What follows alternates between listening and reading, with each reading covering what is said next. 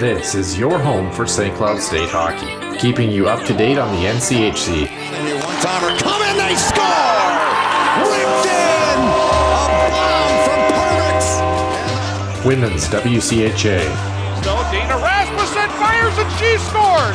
Dana Rasmussen for the Huskies alongside The National Hockey League. Dwayne Kaprizov in for a chance to win it! He scores! Kirill, the thrill is for real! Welcome to the NHL, a game winner! And everything from the state of hockey. St. Cloud Cathedral is now 42.6 seconds away from wrapping up the school's first ever title. Welcome to the Huskies Warming House Podcast Den.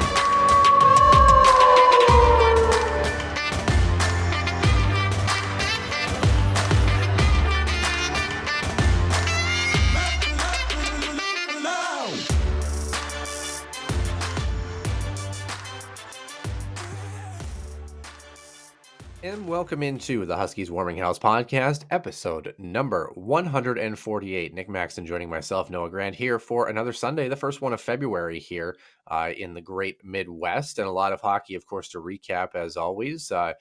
A lot of stuff going on in men's hockey, of course, around college hockey. A bit of a subdued week again, all things considered, but I got to be honest, Dartmouth almost became everybody's hero. I'm just going to put it to you that way. Could have been really interesting. I think you and I looked before, Nick. I think it would have actually only dropped Quinnipiac down like one or two spots. It wouldn't have actually been as damaging as we want to think it would have been, but it would have been interesting nonetheless. So we'll recap everything around the NCAA's college hockey.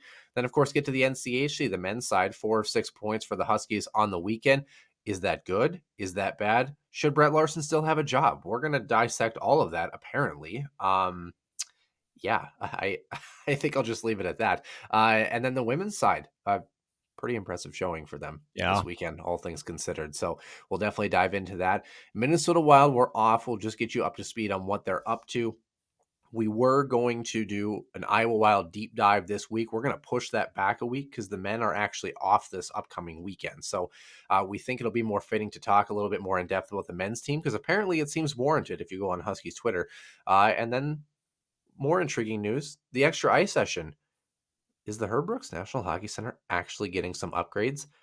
Might be some information that might indicate that things might be moving in that direction closer than we think. So obviously a lot of exciting things. And of course, a jam-packed Center Ice View news and notes in the Huskies Illustrated Weekly Roundup.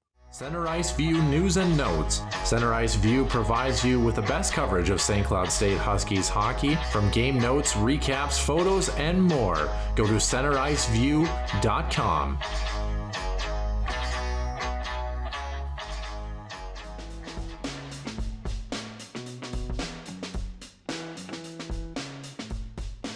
Center Ice View news and notes now that we finally got through that whole debacle. Thanks. Speaking of tragedies on ice, Matthew Tkachuk earning All-Star MVP with 7 points. It's kind of funny, Noah, that we talk about All-Star MVPs, especially when the All-Star games are what they are, right? Yeah. You wouldn't have known it because they were raving about Dylan Larkin the entire time, but honestly, I mean, 7-5 was the final, the Atlantic, beating the Central for the first time since they switched to that divisional format in 2016. But really 7-2 was 3 garbage time goals too. What a boring game. The weekend was really flat, and I think they're really struggling for even things to do in the skills comp. Yeah, they are. It's I don't know. It really fell flat, I think, in a lot of aspects, honestly. Are they trying too hard? I mean, it kind of feels that way, where and I don't want to crap on Florida, or especially South Florida, because you go up to Northwest Florida, that place is hockey crazy up there in Tampa. Yeah. But you kind of wonder, and I know there's been conversations about All-Star games around sports in general, the Pro Bowl, the NBA All-Star game. Is it even worth it anymore kind of thing? Just because, there's so much time and resources that go into these types of events, and it just doesn't seem like it brings back what you put into it. But who knows? I don't know. I definitely need to refresh a lot of things for sure. Yeah, the skills comp I think is more relevant than the actual game. I think a lot of people like Correct. tuning into that to see, what players can do. Obviously, hard to shot is always a big draw, always has been, especially when, Big Z was in it all those years ago. Also had a shameless plug, by the way. Spit and Chicklets had a really good interview with Zdeno Chara a couple weeks ago. I would highly recommend checking that out. I mean, it was probably one of the best interviews I've heard in the college hockey, hockey world in general. Also, very good one for college hockey, I suppose. But seriously, I was losing my marbles. My God. I mean, very, very articulate in the way that he, talks about his journey and stuff. And you can tell he's a very intelligent human, takes care of himself. So, I mean, you know, regardless of what you think about Zdeno Chara, I think you'll have a lot of respect for him after that one. I just want to throw that out there because it was just that good. The All-Star game wasn't. And No. I don't know what you do in the skills comp. I mean, there were some really creative ones. I remember back a couple of years ago, you used to have to pick the puck up and put it through like those little. That was St. Louis. I Yeah, thought St. Louis's skills competition was yeah. pretty good. Anything with an obstacle course. I don't know why they didn't have anything, related to that, because obstacle course are kind of like the coup de grace of like how good you are. One of the other things like the Toros had their own skills competition, for example.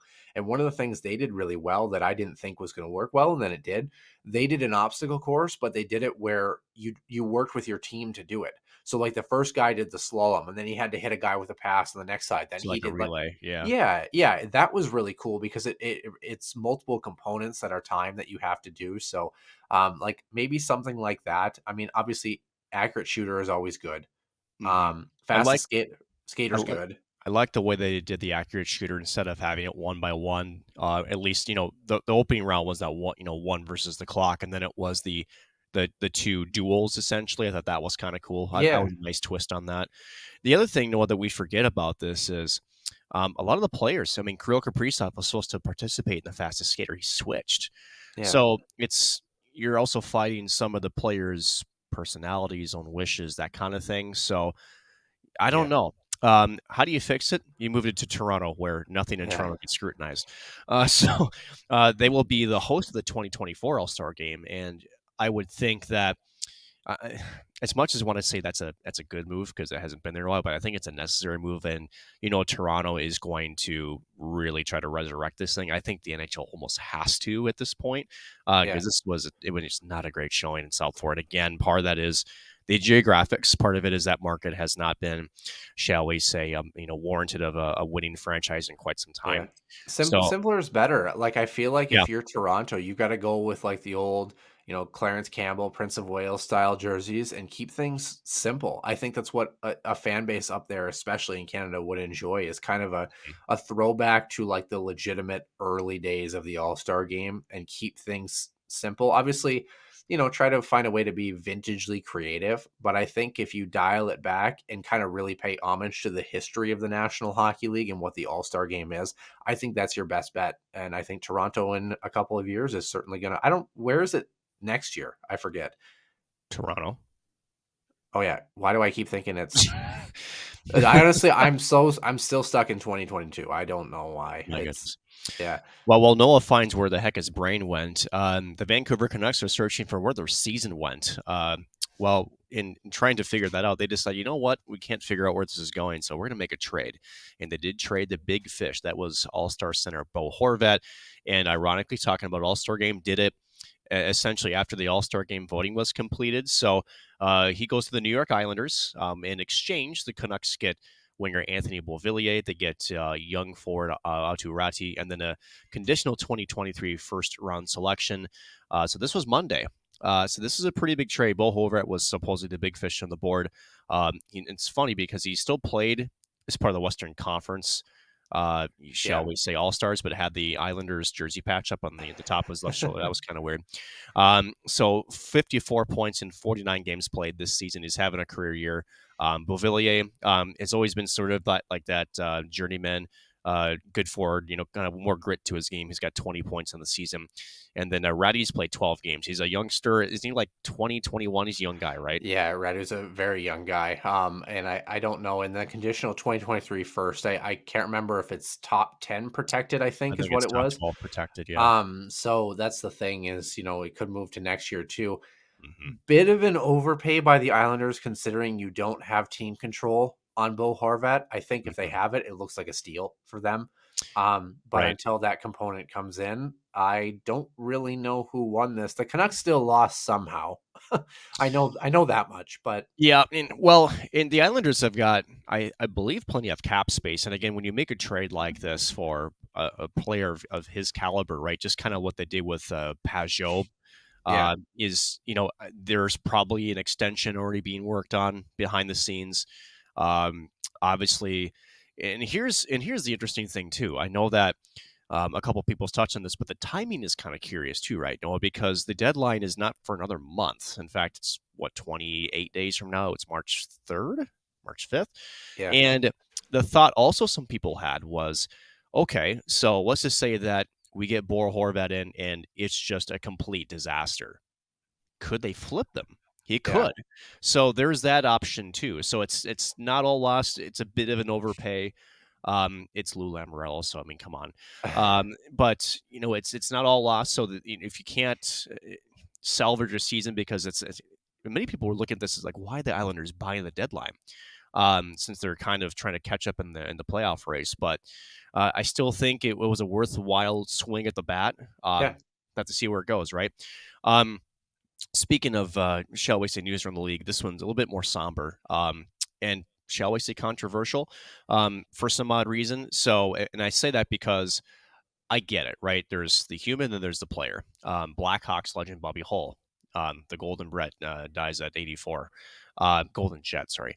1,170 points over 16 seasons. Won the Hart Trophy twice, Art Ross Trophy 3 times. Helped the Blackhawks win the first Stanley Cup in franchise history in 1961. Inducted into the Hall of Fame in 1983, and was named as to one of the NHL's most great 100 players back in 2017. Again, they did that whole series celebrating the game's 100th anniversary.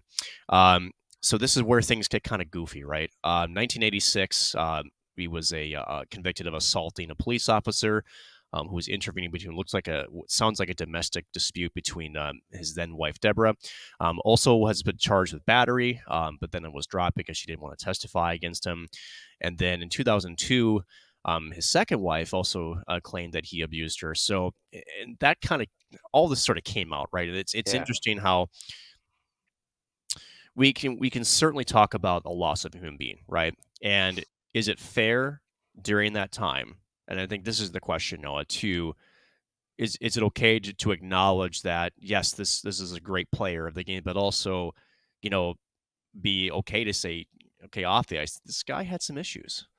Yeah, as much as I know people, and I know family had even reached out on Twitter and said this is a time to celebrate, his life and what he did for the game of hockey, and we're going through the mourning process. But it kind of reminds me a little bit of the Eugene Melnick situation. It was, where, he ended up passing, and then we kind of had this big discussion about, whoa, well, actually, there was a lot behind the scenes that was going on here. Um, I I get the grieving process, but at the same time, I don't think it's unjust to discuss, some personal things that were going on off ice. I think that one of the things that we talk about is, why do we celebrate great players of the game, right? You think of your Teemu Selanis, your Bjorn Sandlings, for example. We celebrate them not only because they're great hockey players, but because they paved inroads in their case, for European players, but also were really good people foundationally off the ice. And I think that a couple of incidents does not make a lifetime. It doesn't mean that he was a horrible human being. But I think the accusations and the trend of what he was accused of are not great. Mm. And I think they're at least worth a mention. Now, should they totally detract from his passing early on during that process? No.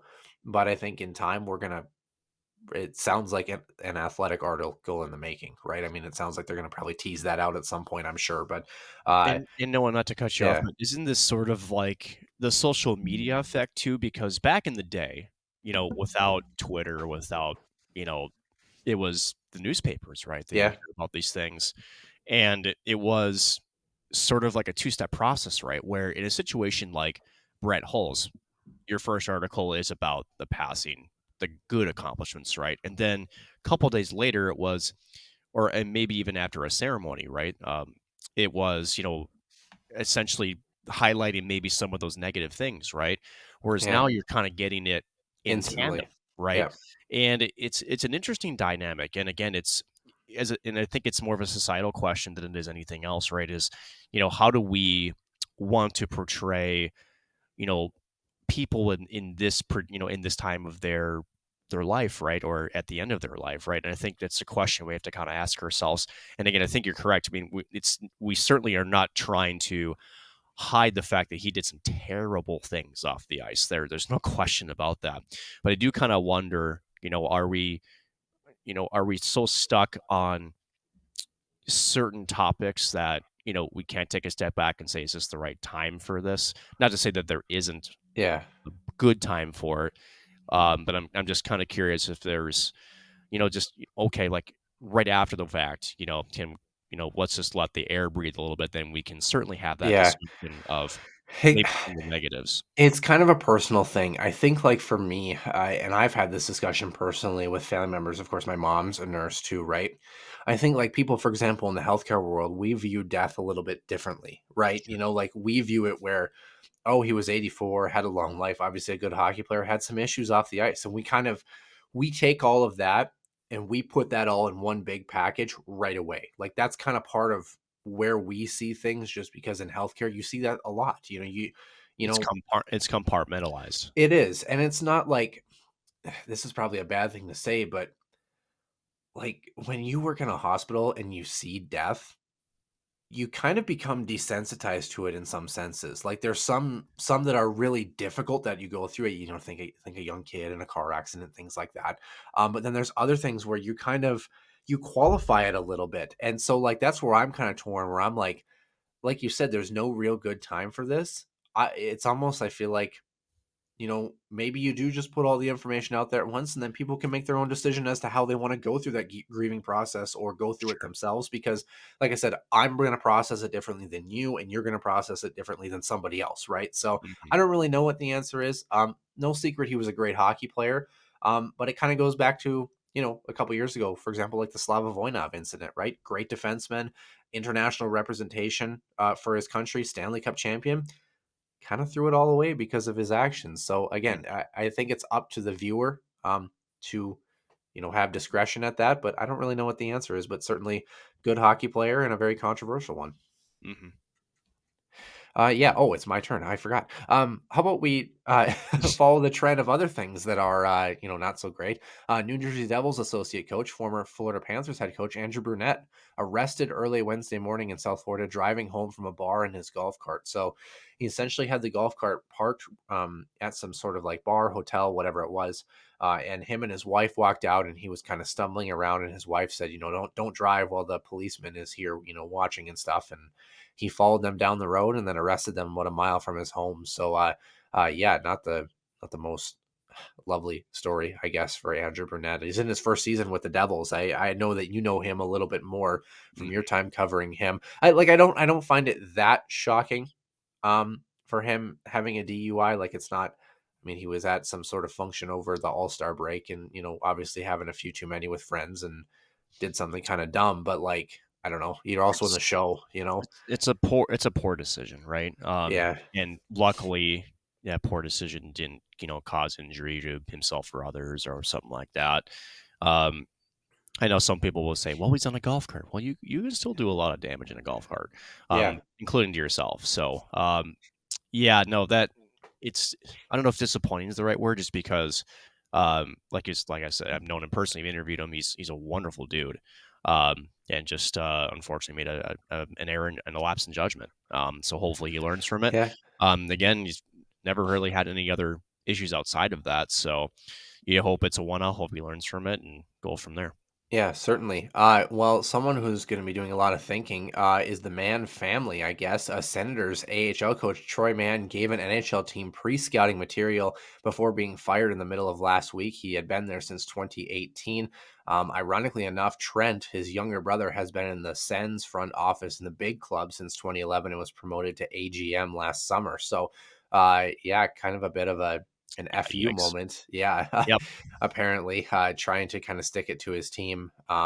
couple of players coming out of there, most notably probably Nick Paul coming out of that organization. So kind of a weird little story, but I thought it was interesting enough to mention. Two more stories here. A couple of signings here, both by the Capitals. Sonny Milano, 3-year extension at just under $2 million annually. Has 22 points in 40 games this season.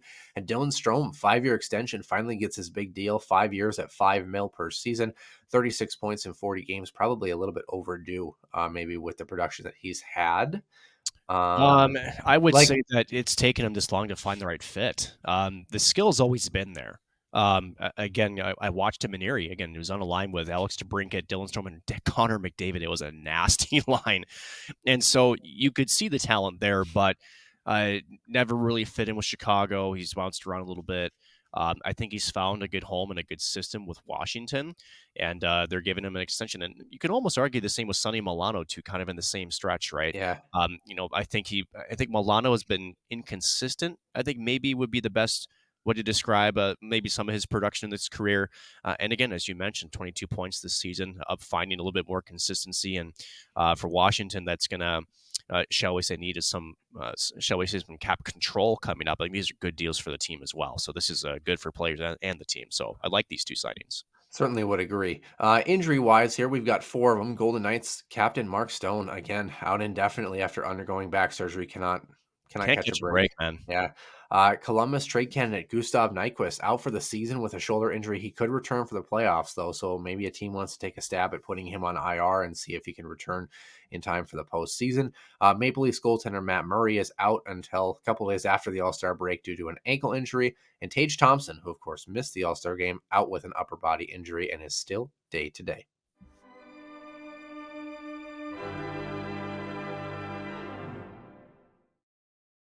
And welcome into the main portion of the show, episode 148. I'm Noah Grant, joined alongside by Nick Maxon here for another week in the den here, college hockey news, everything to discuss here. I think we're really going to kind of push hard because I know we want to talk quite a bit about the men's and women's teams, both very interesting weekends for them, albeit for different reasons here. Yeah, no kidding. Again, a reminder, in a couple of weeks, in 2 weeks, we will have a Tuesday show release. So just not next week, but the week after will be the first one. We'll have 2 of those total, if not more, just because of scheduling. So just keep an eye on that one. We'll keep you posted. Should be a normal Sunday release next weekend, though. Big Ten-wise, though, let's start there. In the college hockey world, Penn State split with Ohio State. 4-3 and 4-2 were the scores, respectively. Wisconsin at Michigan. Michigan, no surprise, beating Wisconsin both nights. Right. And then Notre Dame, Michigan State. Michigan State with the sweep, 3-0 and 3-2. I know people want to write this Spartans team off all of a sudden because of a poor showing in Minnesota, but I still think they're in the hunt a little bit. Granted, Notre Dame's not the most powerhouse team. Yeah, but I mean, they got the job done. CCHA 2.0, Lake Superior State splitting with Northern Michigan, 4-2 for Lake Superior, and Northern Michigan winning 3-1 the second night. Boy, that Wildcats team has just fallen off a cliff. Yeah.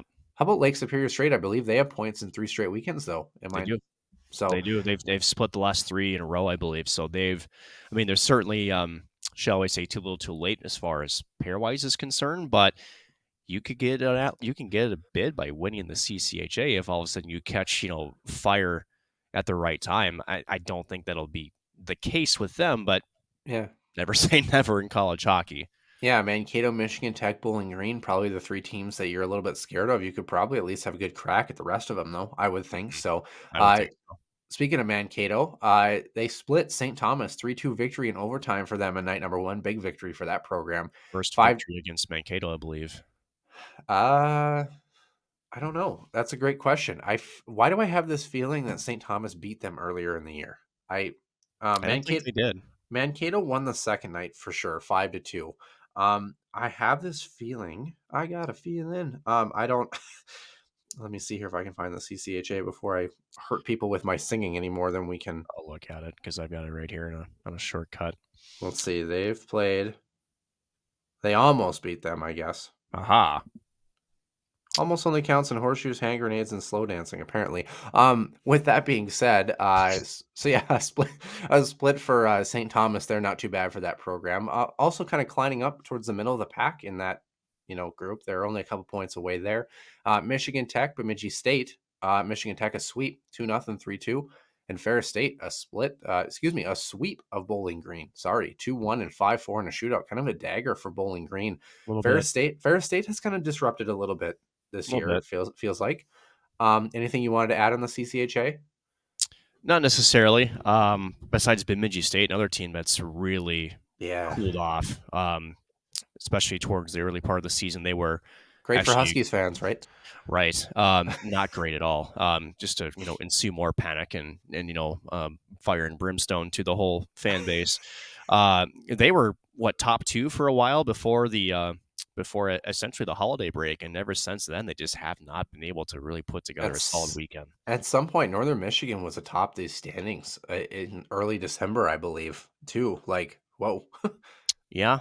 Whoops. What a difference time makes, huh?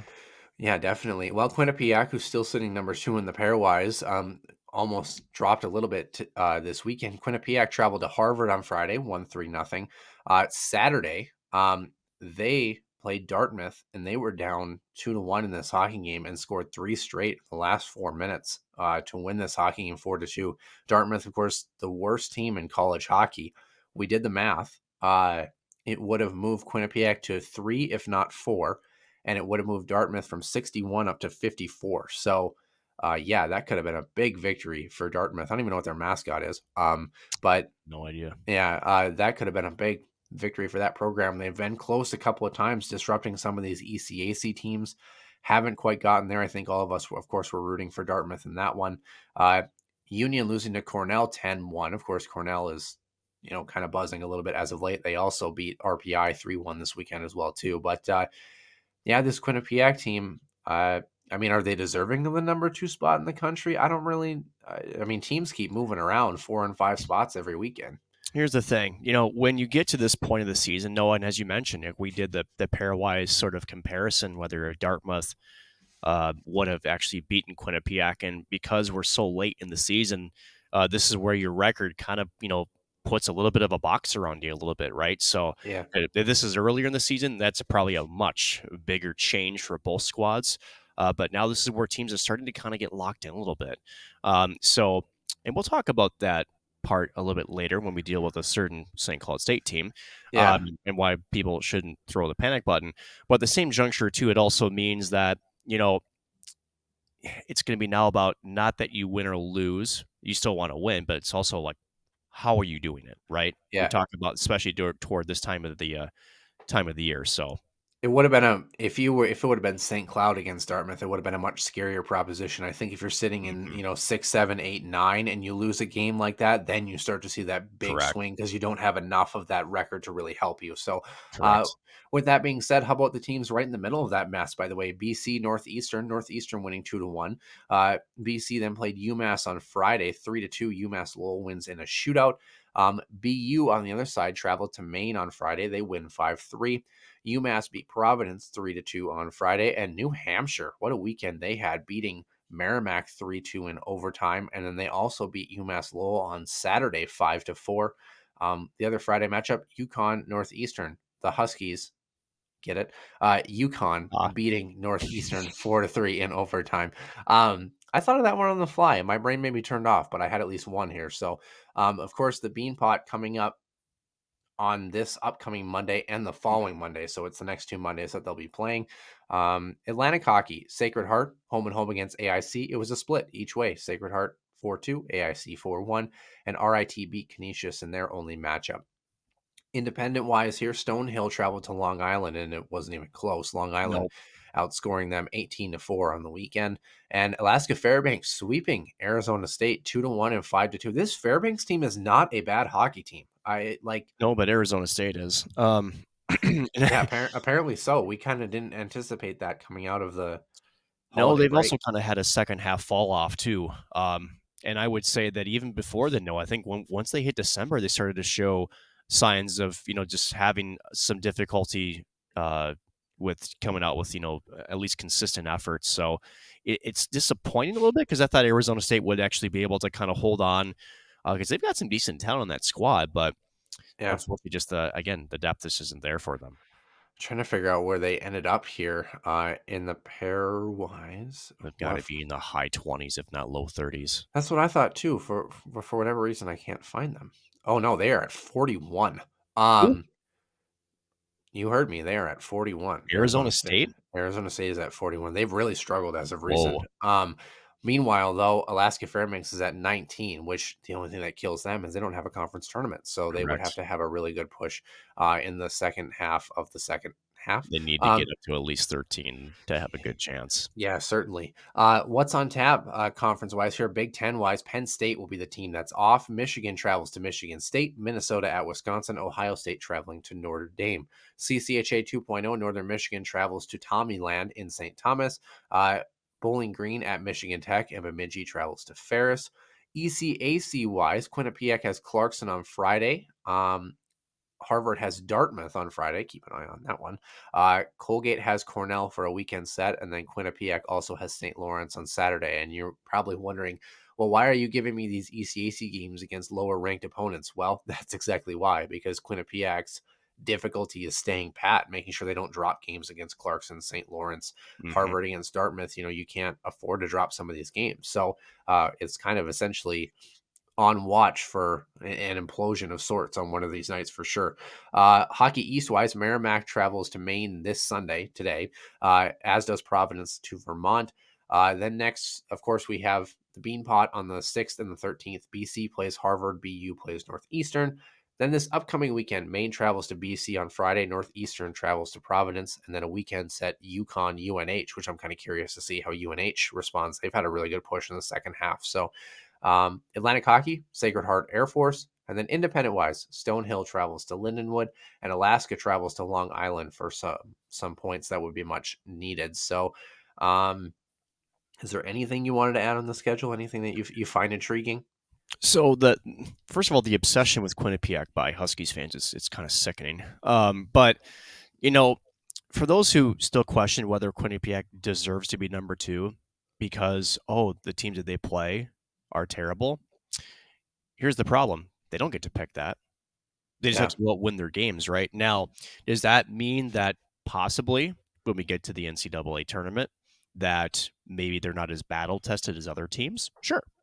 But they have earned that 2 spot. They've taken care of their business like they should, right? Yep. So just think of it that way. Again, when you get into the dance, it's no different than the Stanley Cup Finals. We'd have this conversation every spring, it seems, Noah, that, all you need is to punch your ticket, right? Ask AIC. Yeah, seriously. I mean anything, seriously, anything can happen in the big dance. Anything can happen. Sure. So at the end of it, you could look at it as, well, maybe we have a chance against what could be a number 1 seed because they've had, shall we say, not the best of, good, true test of their season. Not taking anything away from Quinnipiac. They're obviously a good hockey team, but that's one way that maybe you can throw an upset. So we'll see. Yeah, certainly. Kind of maybe a 1 seed that maybe plays more like a 2 seed or a 3 seed potentially. We'll have to see, but I still believe they're probably still a very good program. They always have been when it comes to tournament time. Huskies fans should know that very well. Yeah, so it should be interesting. How about the NCHC though? Obviously, and we'll talk a little bit about the pairwise as well. As we look here, the roundup: Western Michigan traveling to Duluth. Western Michigan 3-2 in overtime. A victory for them, and then 4-1 the second night. So not too much help for the Huskies from Duluth. I mean, they got the one little piece, the 1 point, I guess, which has made all the difference in the standings as of right now, but still no help from the Bulldogs. Denver at Colorado College on Saturday only. 4-1 was the final here. It was a much closer game than the score indicates.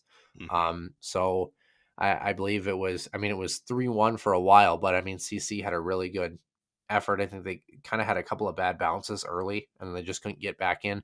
Really, that building though at Ed Robeson has been packed. I mean, it's been a long time since we've seen a CC Tigers, student section, anything like that, with anything like that going on. So it's been really interesting. Omaha, North Dakota, of course, were off. Miami traveling to St. Cloud State. It was a pair of shootout victories for the St. Cloud State Huskies, 4-3 and 2-1. First night attendance was 3685. Huskies out shooting Miami 33-30. I actually thought the Redhawks looked really good, actually, in the first night on Friday, especially. Huskies went 38 for 69 in the faceoff dot, 55%.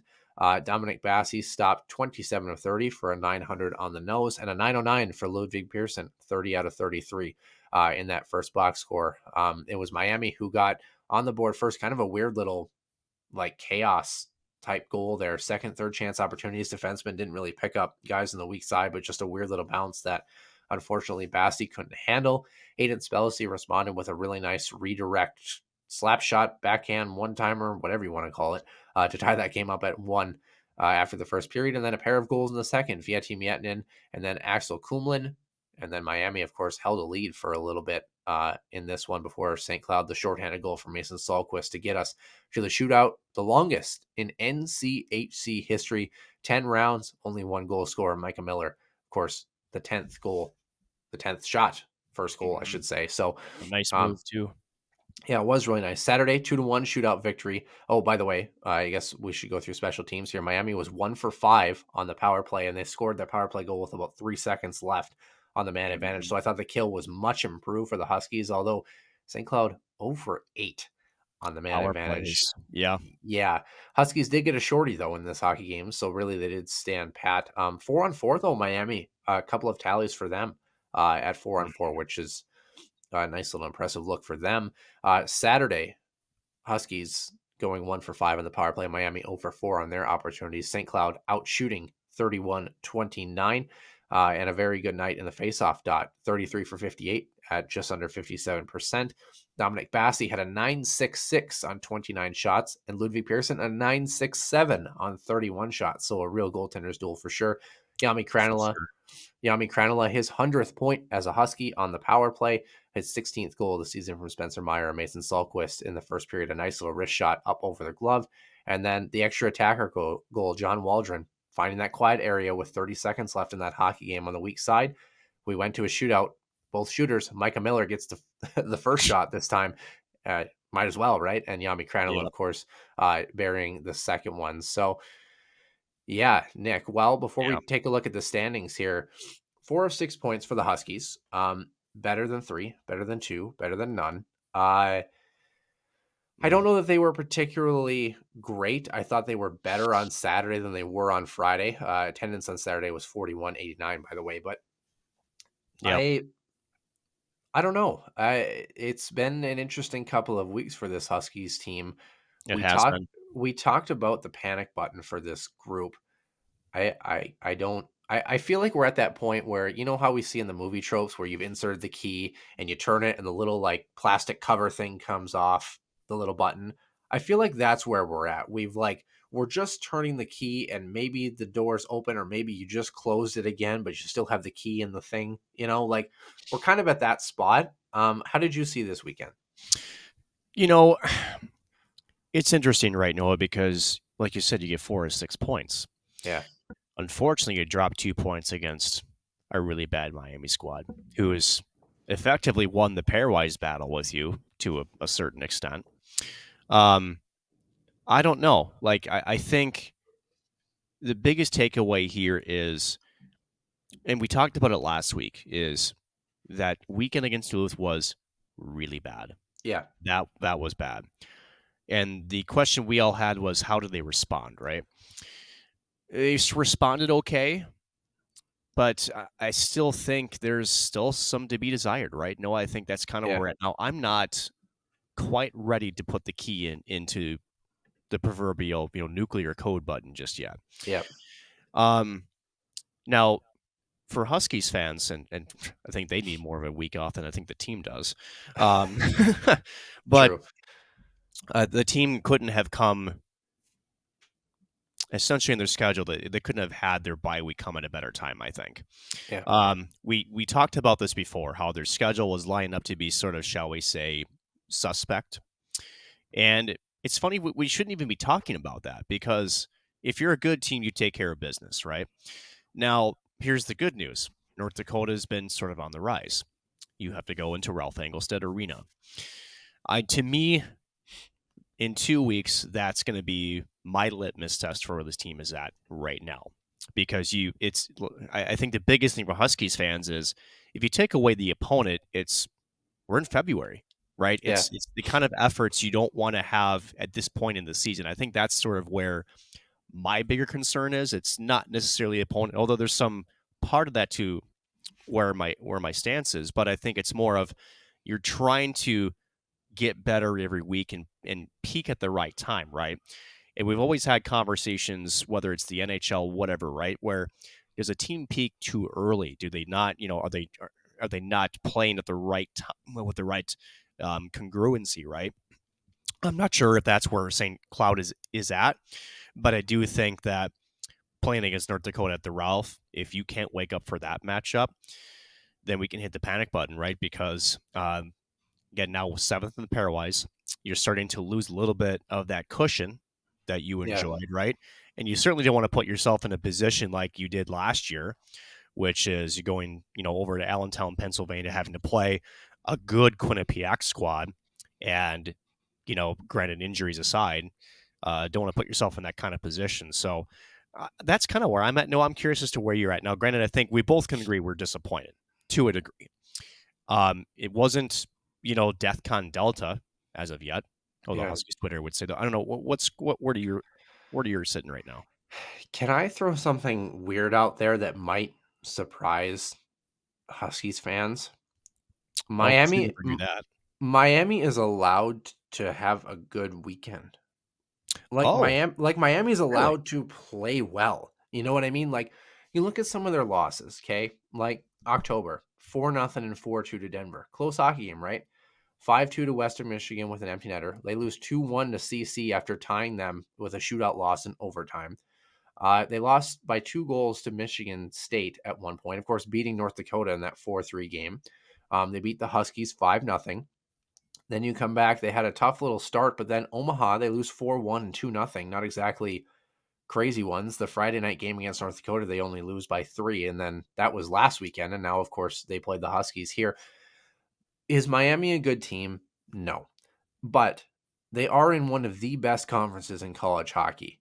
And not the best. Yeah, and if you throw them in the ECAC, maybe not so much Hockey East, but for sure Atlantic Hockey, they're a top 3 team, in probably a lot of those conferences. And this is where I think that, we talked a little bit about Chris Bergeron and potentially, he's in the 4th year of his 7th year of his deal. And it sounds like he's like maybe on the way out, just by the way that this Redhawks team has been playing. So I don't know where he's at, but this Miami team kind of struck me as a team that maybe is playing with a little bit of desperation, not only because of their season, but maybe because their head coach recognizes that they need to be a little bit more aggressive in the way they approach their game plan too, maybe for his own sake. I thought Miami, first of all, in the first night, did a really good job of stretching out the ice. They utilized that Olympic sheet a lot better than one I've seen Miami teams in the past. And number 2, seen a team against St. Cloud in their own building do. It's not often where St. Cloud looks a little bit overmatched at times on their own ice sheet. The second piece of this too, I mean, this was a goaltender's duel through and through. There were so many breakaways, odd man opportunities, one-time opportunities. Both goaltenders were exceptional. Dominic Bassi and Ludwig Pearson, this was a goaltender's duel all the way through the weekend. Don't be fooled by, the 4-3 finish on the first night. This was a goaltender's duel, and they made some really nice saves. Both of those guys did, especially Bassi on Friday night, keeping the Huskies in it. I thought St. Cloud played much better on Saturday. I thought they were more controlled. I thought they had a much more composed effort. I think they just really didn't get rewarded with a couple of opportunities. And I think it's interesting. Maybe this is as good a time as any here. We talk about Huskies Twitter a lot. And I know we kind of rag on, the Huskies faithful and some of the things, and we're gonna get into that. But the standard and the expectation that St. Cloud fans have sometimes is so overblown. Like, it's this idea that, St. Cloud had 4 2-on-1s and 2 breakaways, and they couldn't capitalize on any of them on Saturday. And they're like, they're looking just like the Wild. They can't get anything done. They're here we go again. We can't generate anything. We can't whatever. Yes, we talk about you've got to execute at some point. You've got to make sure you're putting the puck in the net. Goaltenders are allowed to play well. Teams are allowed to play well against St. Cloud State. You mentioned in the early part of the show, it's all about the way that you're playing when you come tournament time. I get nervous, not when you're missing on 5 2-on-1s, but when you don't have any 2-on-1s at all. that's when I start to get really concerned. St. Cloud still had a bevy of opportunities, especially on Saturday, to win that hockey game and break it wide open. They ran into a good goaltender, and they ran into a Redhawks team that I think was a little bit more prepared maybe this weekend than they anticipated coming off their weekend against North Dakota. It wasn't a great weekend.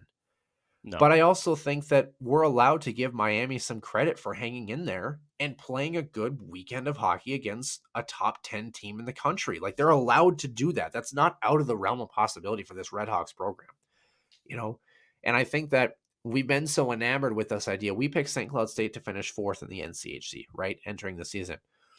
Then you push them up. They're a top 10 team in the country. Now they're a top 5 team in the country. They were at number 2 at one point in the pairwise. They were atop the NCHC at one point. I think you start to get jaded with this idea that I believe the Huskies are still that good, but you get jaded with this idea that your expectation bar slowly keeps rising. And then anything that happens to the contrary, good teams don't do that. Playoff bound teams don't do that. National champion teams don't do that. Yes, they do.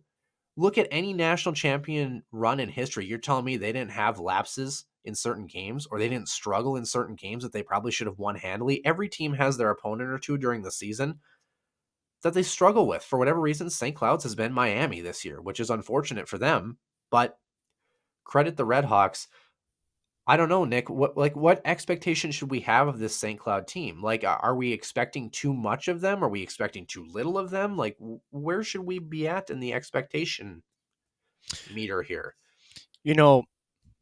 I think the expectation really is let's put it this way. I've done some looking here. So during their national championship run, right? Talk about blemishes. They got blown out in Duluth last week in the series of the season, 5-1 on that, and then had to come back in overtime to win it in Duluth. They also lost to Miami at Miami 2-3. Third to last weekend of the season. That was the year that we were in the pod that they almost Correct. Had that clunker against the Tigers early on too that they had to come back from as well. Correct. Also split with Western Michigan. Actually got swept horribly at Western Michigan.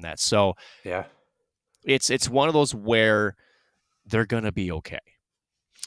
So, and it's like you said, the context is there. The context, I think, is important, right? Because you're absolutely right. In Miami, and we talked about this before the show, before the season, let's even start there. We talked on this show how their captain was like, hey, we had some personnel movements that we think were kind of holding us down, and we kind of feel like we can make strides this year. Now, I don't know if the win-loss record shows that, but if anything, their play this weekend does, right? Yeah.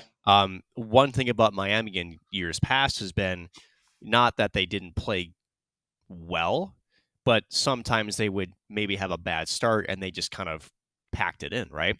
This team isn't going away. And you have to kind of start there, right? You have to be ready to say, I'm not going to let this one piece of adversity during the game, disrupt what we're trying to do and accomplish or our game plan, right? So I think that's a tribute to their team trying to make changes. And as you mentioned, this is the NCHC, right? There's good teams up and down. Now, again, you talk about good teams, by the way, Nick. Sorry to interject. There are only two teams in the NCHC that their overall winning percentage is below 500. Yeah. CC has a 404 and Miami has a 321. They're 7-17-4 on the season. Yeah. So to finish the point, when we look at teams like Miami, to the contrary of St. Cloud, so good teams don't do that. In the contrary, Miami is not far removed from being a really good squad. They've had history, right? And just because they're, or shall we say, have had a recent string of, shall we say, bad. Look at Colorado College.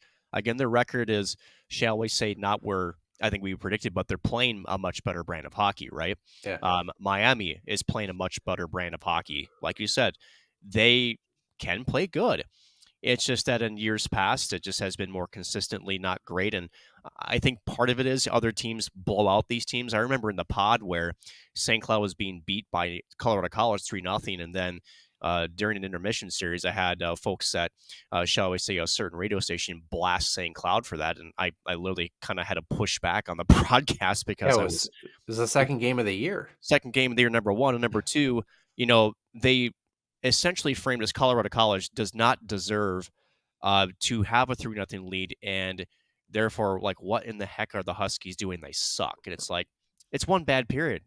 It's 20 minutes, and relax. There's 40 minutes of play left. It's interesting. You look at some of the major sports, and they've done studies on this. Hockey, out of all the 4 major sports, is the game most predicated on luck. It's the game most predicated on bounces, chances, things going your way. I think I'm trying to remember. It's like the lowest is basketball, where like the best players have the most control over the outcome of the game, right? It's like only like 12% of the game. Yeah, it's like only 12% of the games have like some random factor of luck that really influences the outcome.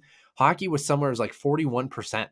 Almost half of the hockey games, you create your own luck, but you also have to get some bounces here.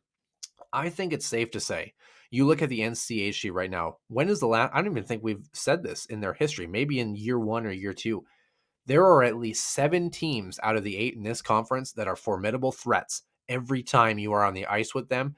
And this Miami team has caused some fits with the way they play, that if you let them hang around, they find ways to score in weird situations. You put them at 4-4. For some reason, they're really successful.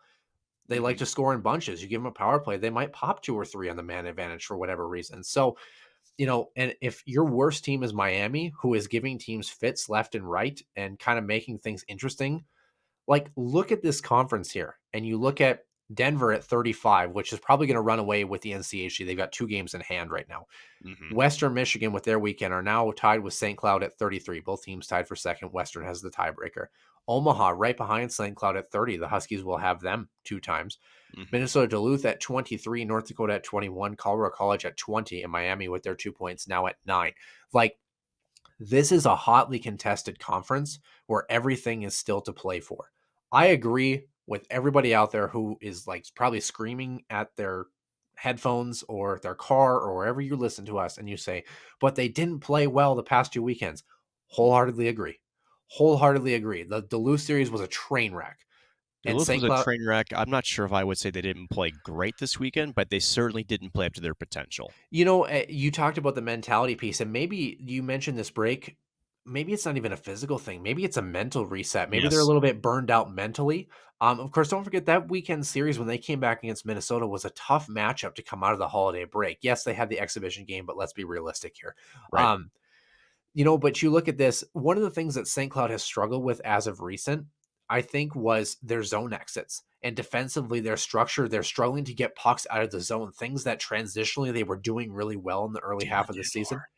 Yeah, Dylan Anhorn, obviously, with a good, first pass zone exit certainly solidifies that. But also the forwards kind of running around a little bit, getting kind of pulled out of position here. They're definitely going to have to look at that. And that obviously alludes to a poor penalty kill. Not so much this weekend. They were fine this weekend. But, I mean, I think that's where the struggles were, is that St. Cloud is kind of, they're putting themselves into bad positions defensively, something that we haven't seen this team really do. There's certainly areas for improvement. Would you rather have it happen on February 3rd and 4th, or do you want to have it happen on March 3rd and 4th? Just ask yourself that question, because St. Cloud here is still in a prime position to at least be second in the NCHC and be a number 2 seed, maybe at worst in, the tournament. What a great opportunity. And I think that brings us to our next point here, Nick.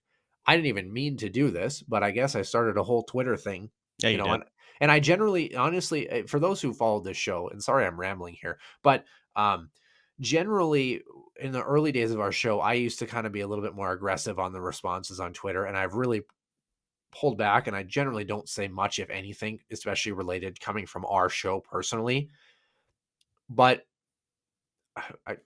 simple question here. I guess let's start with this.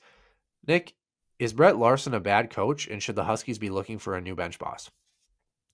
Wait. What was the question? Is Brett Larson a bad coach? No. The other question. And should we be looking for a new bench boss? No, the other question. What I'm trying to say here is that's not even a question. Yeah. And for those who are questioning that, go back under a rock. Honestly, like, it's one of those, like, and I know we use the player thing maybe a little bit, and we're not, experts by any means, and we're not elite hockey minds, But you and I have both been in a hockey locker room. There's some people that the things you say on social media, not to say you can't be a Huskies fan, not to say you can't support, not to say you can't be critical of them like any sports team. We're critical of the Vikings, but I never played football in the NFL or at a high level, right?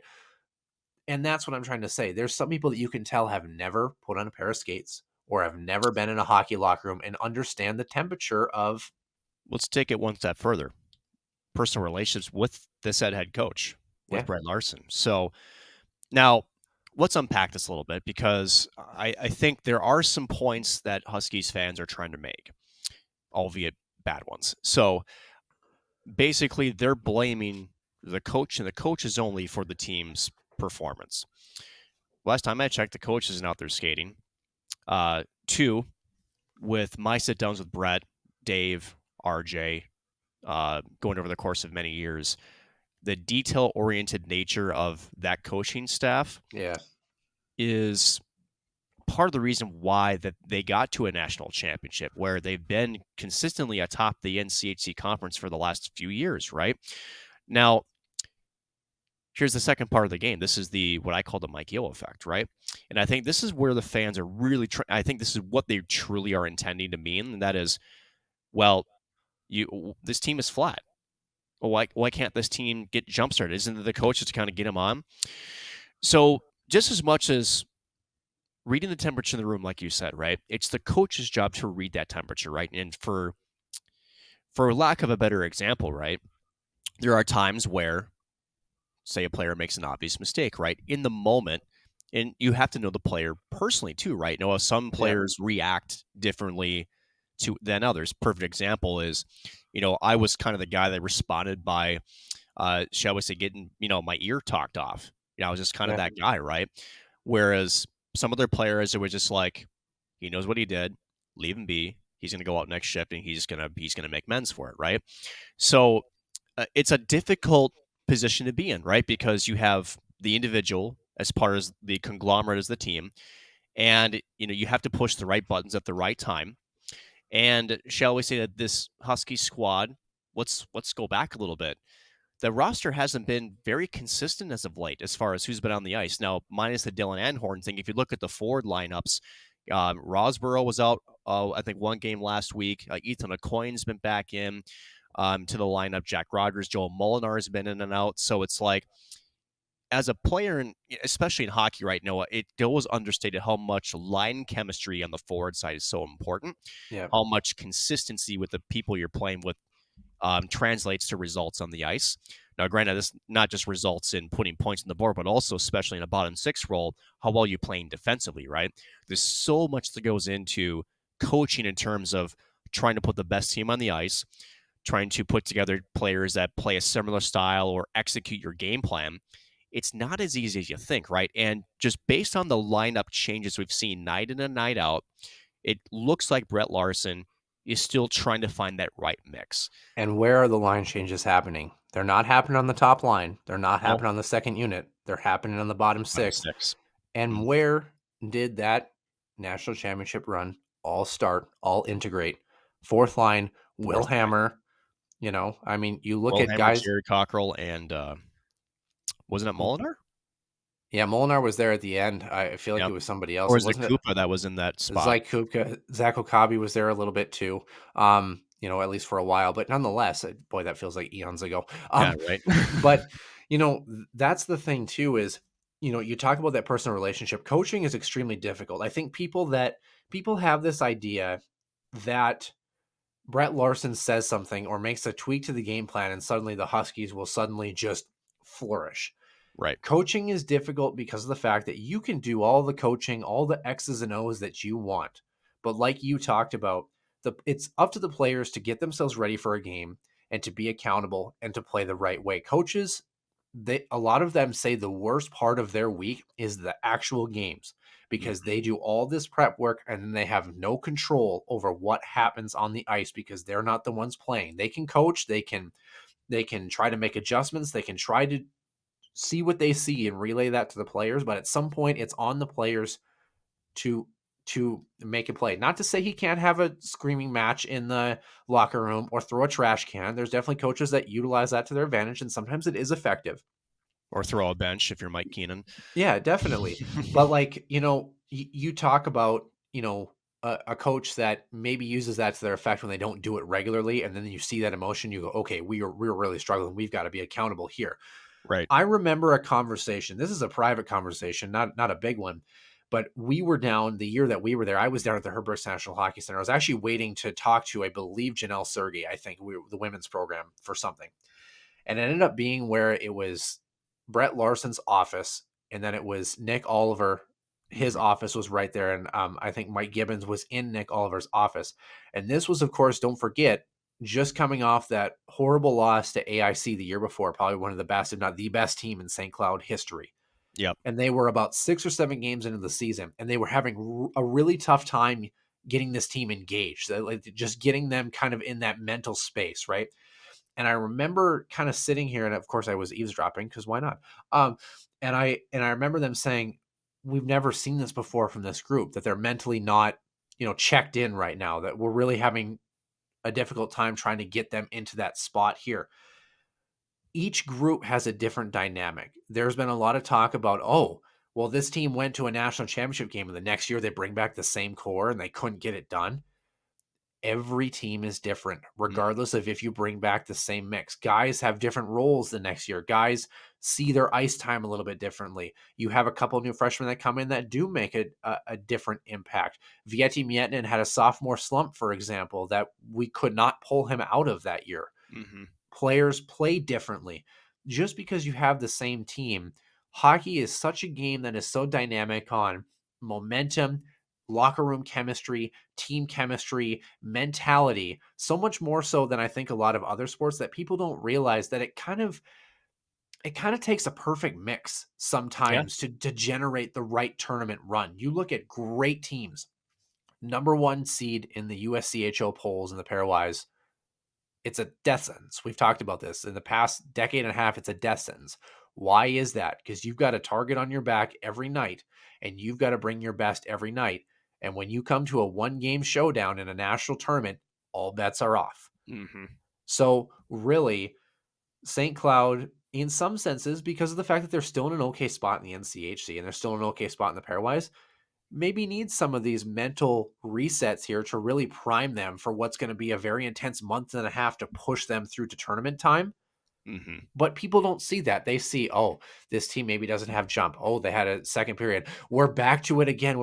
Do you realize out of the 62 teams, unless you're talking about the pairwise, then 61, because Stonehill got screwed last week, apparently. Apparently. Out of the 61 teams, only one wins a national championship. It does not matter in some senses how good you are. You have to have the right combination of things go right for you. You've got to have the right bounces, and you can be an exceptional hockey team and not get the job done. That doesn't mean that you're a flawed group. That doesn't mean that you didn't have it, or you were flat, or you can't get up for hockey games. Sometimes you win hockey games. Sometimes you lose hockey games. And there's so many different factors that come into that. Coaching, players, a team like Miami suddenly getting up for a weekend series in St. Cloud. So many things that come together that make this happen. The referee crew. Yeah, definitely. Duluth, who we thought was absolutely dead, resurrected themselves last weekend. Anything can happen in the NCHC, and it did. Does St. Cloud need to be better than they have been the past 2 weeks? Yes. Absolutely. But to think that one guy has control over an entire program for an entire season, and he's the difference maker. I'm not saying he's not an integral cog. He damn well better be. But there is so much that goes into that beyond that to think that he is a guy that a 2-time national champion, first coach in 92 years of program history to bring this team to a national championship game, top 10 team in 4 of the 5 seasons he's been here. Come on. Yeah. It's now granted, is it on the coaches to try to solve? Yes. Right. Yeah, sure. Yeah. But let's not forget, you got swept by Duluth. That was bad. You have essentially 2 ties against Miami. Okay, sure. Are we having a different conversation, Noah, if they're swept by a Miami? Yes. Yes, we are. Absolutely. Yes, we are. So And we're talking swept, not losing in the shootout. We're talking legitimately swept. Yeah. 0 out of 6 points. Yeah. So, and like I said, I truly think that this team, the players that put on the skates, put on the helmet, are out there battling and trying to put the puck in the net. I think they need this mental reset. I think it's more of a mental reset than anything, right? I agree. And it's coming at the right time because, well, you get North Dakota, and then it's Omaha, and then it's Minnesota Duluth, and that's it. And when you're coming out of a break, right, and you realize you get 6 games left to make your push I think there is an inherent natural sort of mental reset there, at least you hope, right? So, but let's not forget again, the national championship run, they split, got embarrassed even towards the last weekends of the season, right? So you just hope that all they need is just a little bit of time away mentally. Again, knowing Brett Larson, they'll be practicing all week. He does not like to take this time off, but maybe instead of the games this Friday, Saturday, maybe takes the team out for dinner. Like it's weird how something like that can, make a big change, right? But get away from the game for a weekend, practice hard, work on some of those small things, and come back and have a good showing against North Dakota in their own building, and start having a little bit more confidence back down the stretch, an important stretch here for not only their NCHC aspirations, but also for the national tournament and how they will seed there. Yeah, and no surprise in February and March that some teams that struggled early in the season have started to figure it out. Your North Dakotas, your Miamis, and give you a much better game plan. It's funny that you mentioned, by the way, teams that need different things. Of course, not that it makes any difference, but we won 2 national championships when I was a player in college. The first year, we lost like 11-0 or something like a week and a half before we were supposed to go to the tournament. And we got bag skated after a hockey game in our own building for 45 minutes. That was the jump that we needed. Second time around, when we won it the second time, what we needed was actually a weekend off. We took 4 days off to kind of rest and regroup before the tournament. Each team each year needs something different. And right now, the Huskies obviously need a lot of things, including some really great fan support here. Continue to go to the Herb Brooks National Hockey Center. Only one more weekend series, actually, that weekend against Duluth. So important for Huskies fans and faithful to be there and supporting this team. Be along for the ride. Have fun. It's college hockey. Only one team wins it at the end of the year. Just enjoy the ride, and hopefully the Huskies can go far. Yeah. On the women's side of thing here. Oh, do we want to look at the pairwise? Is there anything you want to? The Huskies are 7, by the way, which is not a bad spot to be. That's all we need to know. And at the end of the day, I don't think Huskies fans are too concerned about their pairwise right now. I don't think you've met relatively speaking. Relatively speaking. Oh yeah, we're only at DEFCON 3 instead of DEFCON 1. Well, another team that has moved on the other end of the DEFCON spectrum, WCHA women's hockey, St. Cloud. Last time I checked, was, I believe, number 11 or 12 in the country in rankings. Right. Last time I saw. I don't know the last time this women's team has been ranked. Their best season, of course, in 2007-08. St. Cloud is 2 wins away from tying that record, pushing towards the end of the season. What a great year this women's team has had. What a great rebound in the past couple of weeks. Before we get to them, St. Thomas splitting with Bemidji State. If you're a Huskies fan, you love that result. That definitely helps your position. 3-0 for the Tommies, 4-1 for Bemidji. Duluth and Mankato. Bit of some controversy in that last game against Mankato. Goaltender interference and goal that was waved off there. I'm not really sure. I kind of watched it back. I mean, I guess I can see where they got the call. It was pretty light, but you still got to score goals to win a hockey game. Nonetheless, Duluth 4-3 in regulation, 1-0 in a shootout in the second night to beat Mankato, which, if you're a Huskies fan, I guess. I guess that's okay. Duluth is obviously pushed too far ahead to be caught, I think. Yeah. So, but at the same time, again, do you want Duluth or do you want Wisconsin? I don't even really know at this point. Mankato might be in a better spot. Ohio State traveling to Minnesota. It was a split. Gophers in night number 1. Ohio State 5-1 in night number 2. And then St. Cloud State 1-0 victory on Friday night, losing 3-2 on Saturday in a pair of tightly contested contests. Attendance on Friday night, of course, this one at the Kohl Center, 14,430. Awesome. Got to watch the St. Cloud State Huskies shut out the Wisconsin Badgers in their own building and then some. How awesome is that? Game winner, of course. Fantastic. Yanina Newland at 4-on-4, her 13th of the season from Dale Ross and Tatum Geyer in period number 1. and that was all she wrote. Shots 39-15 in favor of the Badgers. No surprise there. 47% in the draw were the Huskies, 23 for 49. JoJo Chobak, perfect. 39 for 39. Cami Kronish, 14 of 15 for a 933. Of course, both teams failing to score. Wisconsin, 5 power play opportunities. St. Cloud, 0 for 1 on their lone opportunity.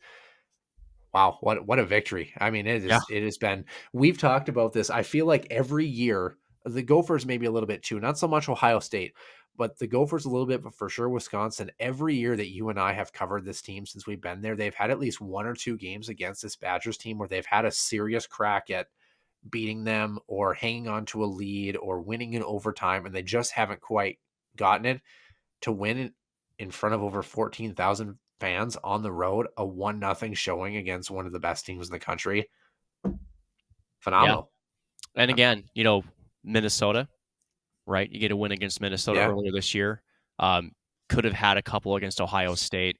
So for Huskies fans on the women's side who are like, is this team good?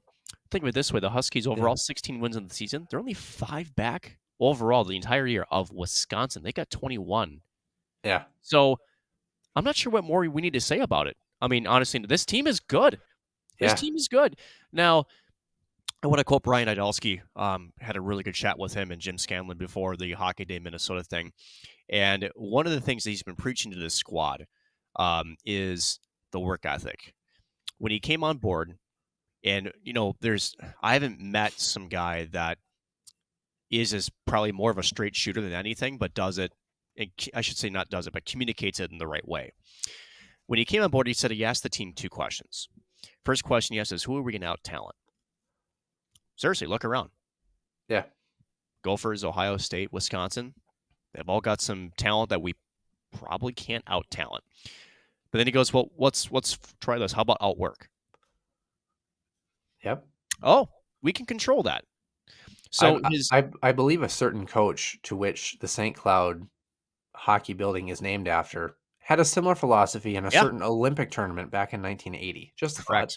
So Idalski's mantra since day one has been, we're not going to kid ourselves who we are, but we also are going to make sure that people know who we are, and that is we're going to be a team that's going to be tough to play against. And more so, this is what I expect every shift. I need your commitment both on and off the ice, and this is the way we're going to play. And if you don't give it your all of your shift, bench is over there, and you can warm it up for me if you want. Yeah. And let's just say that it's done wonders. It's done wonders, and let's just say that St. Cloud's got a couple of pretty good recruits coming back this year. So momentum's there. I don't know. No, I'm a loss for words. It's strange and you talk about coaching changes, right? We talked about this on the men's side. How about a different just philosophy with Idalski? It's not even just philosophy, right? It's not like this team magically is different by a long stretch of the roster, right? I think the word is cohesion. This is maybe and accountability. Yeah, this is maybe pushing a little bit into things that we know a little bit privately, but I think at this point we're past that. It's no secret that the hockey ideology of Steve McDonald versus Janelle Sergey, they kind of clashed a little bit, I think, in the way that they both approach the game.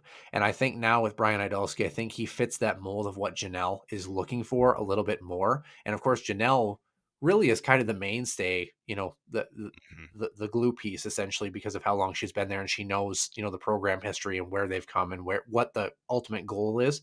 And I think that when you look at that and you look at Brian Idalski and what he brought to the table, I think it was just kind of a perfect fit a little bit in terms of that. And like you talked about, kind of pushing this team to the next level. And someone like Janelle and of course Molly, who was with her too, they know what it takes at that next level. And then Brian Idalski, who coached on the Olympic stage, knows what it takes at that next level.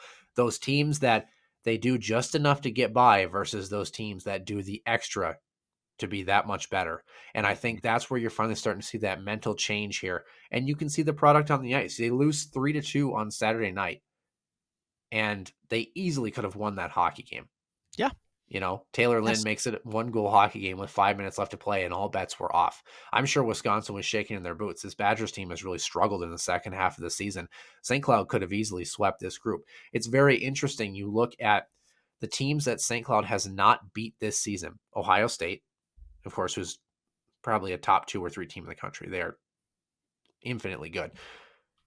And then Duluth and Mankato are the only other teams that they haven't beat. So they have a chance to, rectify that as they come into the next couple of weekends. Only 2 more weekends left. They have Duluth in Duluth and then finish at home February 17th and 18th, St. Cloud, Minnesota, Herbrooks National Hockey Center against Minnesota State. So the men will be on the road that weekend. Women's team will be at home for their last home series.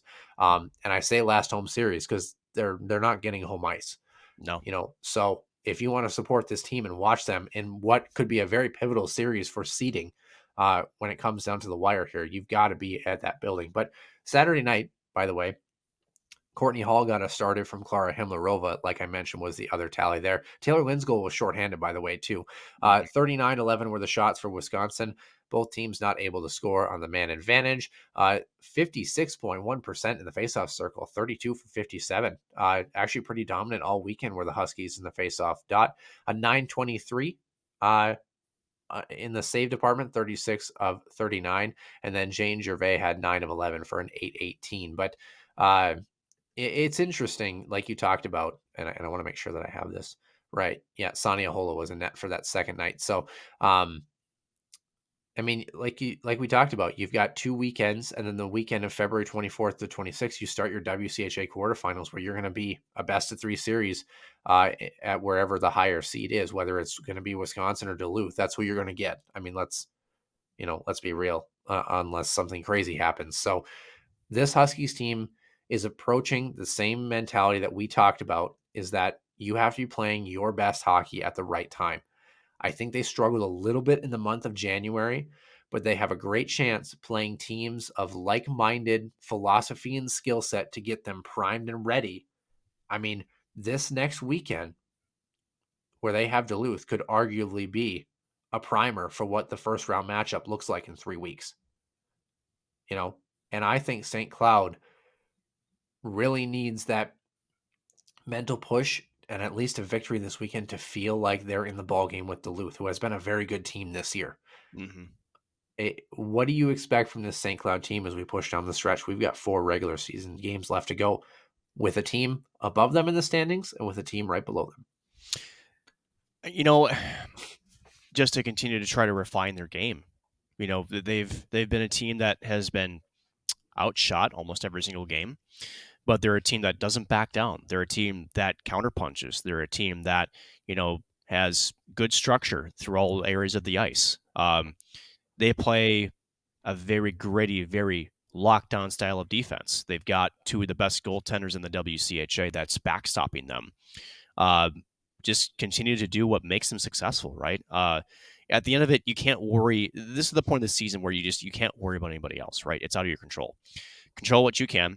I think you have to feel good about Wisconsin, meaning that like you said, they could have taken 2 games away from Wisconsin on the road, all things considered, right? Yeah. So I think that at the end of it, you like where you're at, and just don't change. Some teams, when you get to the playoffs and you're in a position where you're the road team, right? You feel like you have to become Superman or Superwoman, right? Right. At this point, it's like, no, don't change what got you here. Just make sure that you're continuing to do the same things that got you here, because that's what's going to give you the best chance to keep moving forward, right? The Huskies have a chance to win their first playoff game in God knows how long. It's been a while. And I'll say this now. Let's just put it this way, and this is probably getting too far ahead of the conversation, but say they don't. Let's say that they run into a Duluth squad that is just right now a wagon, because they are. Yeah. I still think you're looking at, how just the season itself has already been such a success. You know what's interesting? So St. Cloud overall is 16-15-0 on the season. Mm-hmm. If they win 2 more hockey games down the stretch, they will finish over 500 for the first time since 2009-10, where they were 15-14-8. And calling that over 500 is a bit gratuitous. Yeah. I really... And, the year before they were 15, 18, and 4. Really, since 2007-08, when they were 18, 15, and 5 is probably the close, or 18, 18, and 1 a couple years prior. It's been a long time coming for this program to hit this point here. The success that they've had right now can't be understated. And I think, you and I share in that excitement. And I think, from when we got there, and this is no disrespect to anybody, but it was some tough hockey to watch. It was tough to watch them get shelled by more than, besides maybe one or two teams in WCHA, they were getting shelled every night to turn into this here. But I think it's also hard for us because at the same time, we want to be subdued because we know that the task is not done. We know that there's still a lot left to be. And it was tough for us to not to cut you off, Noah, that we saw, in a sense, we kind of have the vision that Adolski had when he took the job, is that as we see that there was more to give here, that maybe there was a change in scenery that was needed, maybe a new voice, right? And it's never great when you make a sort of a change up top, because again, that's somebody losing their job, right? That's never something we celebrate. But at the end of the day, sports is a results-driven business, right? And unfortunately for previous regimes, they just couldn't quite seem to put all the pieces together. Not to say that Adolski has put every single piece together here, but he certainly has put together quite the impressive turnaround for a team, and I think more impressively, in such a short margin. Yeah. I remember even when I called the game at RPI, was it, I think, October 1st, and you could see the structure change. You could see the discipline on the ice in all three zones, and you could see that the team was playing with just more hockey IQ, right? They were thinking the game better. And again, I went to this point earlier. This team's roster is not much different. Yeah. It's not. And some great hockey players that you and I have skated with personally. Really, really good players. And so obviously also really good people off the ice too. That team has got some really, really solid people. So to see them get rewarded like they are this year for having maybe a gut check, right? Because again, I think Idalski would say, I kind of came in and I kind of said, here's a gut check. Here's what we're going to do. Either, pretty much get on the bus or the bus is leaving you behind kind of thing. That's how I kind of see how that first conversation went a little bit. Yeah. And I think the thing with, you talked about the previous experience too with Janelle, they knew what they wanted out of this program and they knew what this program was capable of. And I think it took the right ideology to kind of unlock that a little bit here and feel comfortable. And it feels like a very tight knit group, and a group that, is accountable in the sense where, I look at Janelle and Brian, obviously both very nice humans to us, but I think about it from a player's perspective. I can't imagine, maybe Janelle a little bit more. So I can't imagine either of them though are what I would characterize as a true players coach, like true buddy.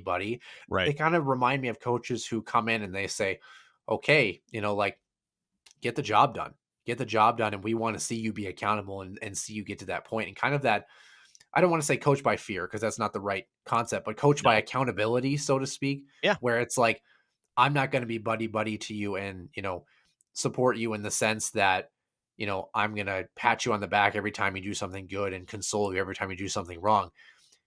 It's almost like you play the role of a disappointed dad or mom when things don't go right. And you play the role of a stoic dad or mom when things are going right, where it's like, you're almost as the kid, aka the players, trying to continue to improve upon expectations that they've set for you, and you're disappointed almost in yourself as a result when you see they're disappointed kind of thing. I kind of feel like that's where the mentality has changed. It's not this, oh, we play Division I hockey and we're just kind of hanging out and we're going to go through the motions. It's, we're going to play D1 hockey and we're going to be getting better every day. We're going to be more and more accountable as we go through this process every day. And you can see that the result on the ice has been exceptional. Everybody that I have talked to about this program that has tuned in for a Huskies women's hockey game, even the games where they've struggled a little bit, they've said, boy, this team's got better. Boy, the structure looks better. Boy, they're playing a lot better. Boy, they're much improved. Everybody I've talked to, I've not heard a single negative thing about the way the Huskies season has gone compared to, recent years. And that's a hell of a testament to this coaching staff and to the players. Some very, very good players. A lot of international representation in this group. It's been mighty impressive. And probably some tough conversations too, right? Because at the end of the day, as we mentioned before, on the men's side, right? they're the ones that got to go out and execute. And, could you make an argument that, there it was maybe some of that too? Maybe, maybe there was that, lack of, shall we say, player personal accountability too. Sure. We don't know what's happening in that locker room, but it's still also impressive that the players are taking the message. They are running with it. And, it's one of those, if you build the bridge, they'll walk over to whatever that saying is. They're doing it, right? Nailed it. Yeah, exactly. Nailed it. Very much did not. But, I can show you the door. You're the one that has to walk through it. Yeah. That's really what it is Idalski said, hey, if we play this way, this is the door, and you walk through it, the result's on the other side. It's not going to be as easy as just walking through the door. There's going to be a lot of changes you have to make, both on and off the ice. And we're going to make some structural tweaks here and there that we're going to play the game this way. And I want you to do it, because otherwise I'm going to go and close it. I'm going to open up for somebody else. Yeah. And again, credit to the players for taking that message and buying in. Yeah. 100%. Certainly is going to be exciting here. Of course, St. Cloud will travel to Duluth this weekend. A big weekend matchup. Can't be understated anymore. St. Thomas, Ohio State will be the host of them. Bemidji State travels to Mankato. If you're a Huskies fan, you're definitely rooting for the Beavers in this weekend. And then Wisconsin travels to Minnesota, which should be another very good matchup. This is the 10th and 11th of February. Of course, only a couple more weeks left. Actually, 2 in the women's regular season before we hit playoffs in the WCHA. Very quickly, we're just going to pop over to the Minnesota Wild just to give you what's on tap. Like we said, we're going to touch on the Iowa Wild next week, just because I think the St. Cloud things were a little bit more pressing. So I know we took a lot of time with that. The Wild 27-17-4 at 58 points. They are 1 point ahead of Colorado with the same number of games played at 48. Plus 13 goal differential has them third in the Central by a single point. Of course, they didn't play this past week. It was the All-Star game that was going on. What's on tap? Arizona on Monday, Dallas on Wednesday. Those are both on the road. And then they start a 7-game homestand. Vegas on Thursday, New Jersey on Saturday, followed by Florida, Colorado, Dallas, Nashville, and LA. That game, LA will be Tuesday the 21st. So they're at home for the next 2 weeks. They are 5-4-1 in their last 10. So obviously the Wild, a very big moment for them to try to push through and hopefully maybe towards a playoff berth in the National Hockey League. So with that being said, we're going to head on over to our extra ice session here on the Huskies Warming House podcast.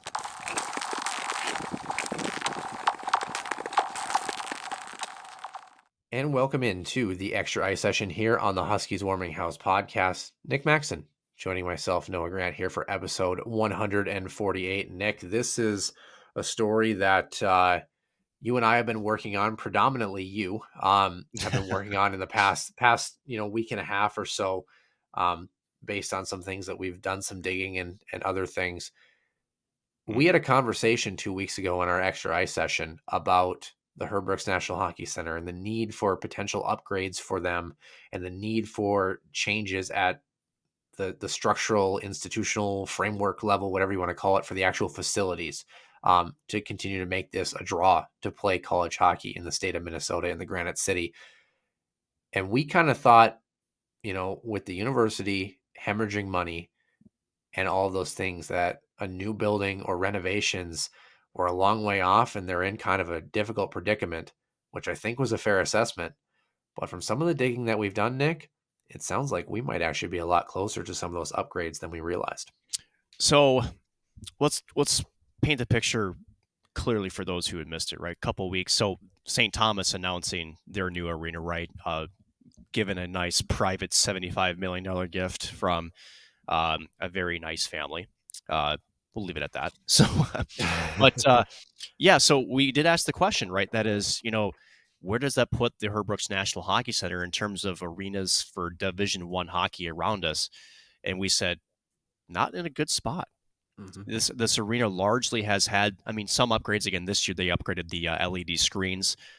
So for the video boards, that's been long overdue. But there's still a lot of original stuff there. The seating, to name just the concourses, have largely, at least on one side of the building, have been untouched. So my first thought was, well, there's been this talk about the refrigeration, right? So, and that was first reported by the Rink Live in 2019. And essentially that comes from a federal mandate, which now 3 years after it took place. So let's set the table clearly, right? So St. Cloud's refrigeration system is original. It's almost 40 years old. It is, shall we say, pumping Freon, or what they call R22. It's now a banned substance in the United States. Not only is a 2020 import new, so the only thing you can do with it is recycle old used ones. For those who are running a hockey facility, you're not going to pump used motor oil to try to, chill your ice. That's just a recipe for disaster, right? So it's been on the radar for the university for some time, right? Now, their fear is because it's so old that, well, what if things just crap out, right? Now, in that Rink Live article, they made the case, and I should say, meaning, I think it was the athletics department made the case. It's like, hey, they do a really good job maintaining this. They have 3 units. You use 2 at a time. And then every year they rebuild one. So they kind of rotate 2 essentially every year. Right. But they also know that the time's running out, right? So, and now with the refrigerant that they can't get anymore, they realize, hey, we need a solution, right? And we're talking within the next 5 years, if not less. Yeah, not less. So here's what we found. There's a current bid out there to replace the ice rink floors in the entire refrigeration system. And not only that, what we also found is that in the same bid, and some of these details were confirmed by sources inside St. Cloud that were not authorized to speak publicly because this is in the bidding process. We'll get to why that's important here in a second. But effectively, they've also in this same bid want to replace existing mechanical, electrical, and building control systems that are still original. They also want to do a lighting upgrade to LEDs. So why is that important? Well, the metal halide bulbs that they use at the Herb, they're hot. And also for those who've been to the Herb Brooks National Hockey Center, before this year, they replaced the bulbs to be the same color temperature, but they weren't all the same color. Essentially, some were like a brighter white, some were what they call a soft white. It's not well lit, and it creates a lot of energy consumption. Correct. More so to LED lights is these LED video boards, they're actually creating kind of a back shadow on the ice too because of how bright they are. So that's actually creating issues with the broadcast team because of white balancing, exposure, all that good jazz, right? So there's that. So more of an energy thing, right? And also it sounds like some HVAC upgrades. So heating, cooling, just general building stuff. So there is a bid out there for this to take place. Now, here's the problem. So how does this all get paid for, right? So, oh my God, Nick, like the university is hemorrhaging students. You're right, they are. So how does this get paid for? So under Minnesota State colleges, when we did some digging, I found that any project over $500,000 in total cost must be put out for a public bid. Yep. And if it is infrastructure related, so because the ice floor is part of its concrete foundation, technically that's considered infrastructure. So basically structural integrity to the building. You can place a bid for state legislative funding for that. Whereas with the video boards, again, more of a comfort feature, if you want to call it. Yeah, aesthetics. Aesthetics, right? Yeah. That was all done by the fundraising. That was actually, I think, Reach for the Future, whatever that program was a couple of years ago. So that was paid for by privately raised funds. This would be asking for bids and then going to the legislature and then trying to get state money to fix this. So here's what's insane about this, Noah, is that when you do this type of work, it's not just going into the back, taking out the compressors and replacing the compressors, right? You are digging up both concrete floors, which means you're taking out everything, right? You're relaying all the pipe work. It's a pretty in-depth process. Yeah. And it's something that the Rink Live original article back in 2019 I mentioned that there's extra complications to this project. That is a water table issue, which we've talked about before.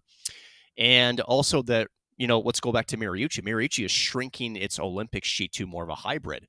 That's been floated in the Rink Live thing, right? So here's the thing.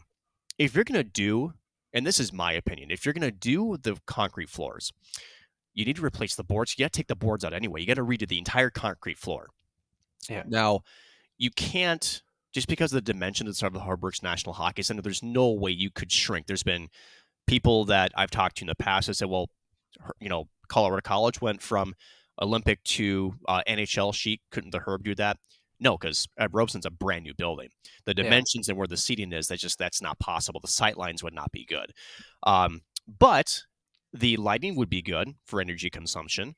And again, the board situation, I think, those are the original boards. I think I would think if you're going to do the concrete, well, replace the boards. Those are, I don't want to say like, city rink style, because they are.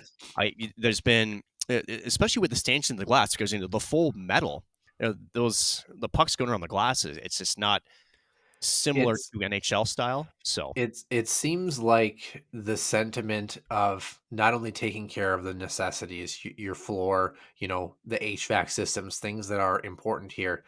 It seems of the mind that a lot of this wants to be taken care of in one fell swoop. So you talk about the boards, the glass, things like this, where they're hoping to maybe try to put all of this together in one piece. And then maybe you think about some of the aesthetic pieces as well, too. We talk a little bit about the press box potentially having its own actual press box, its own actual suite, and things on that side of the rink, too.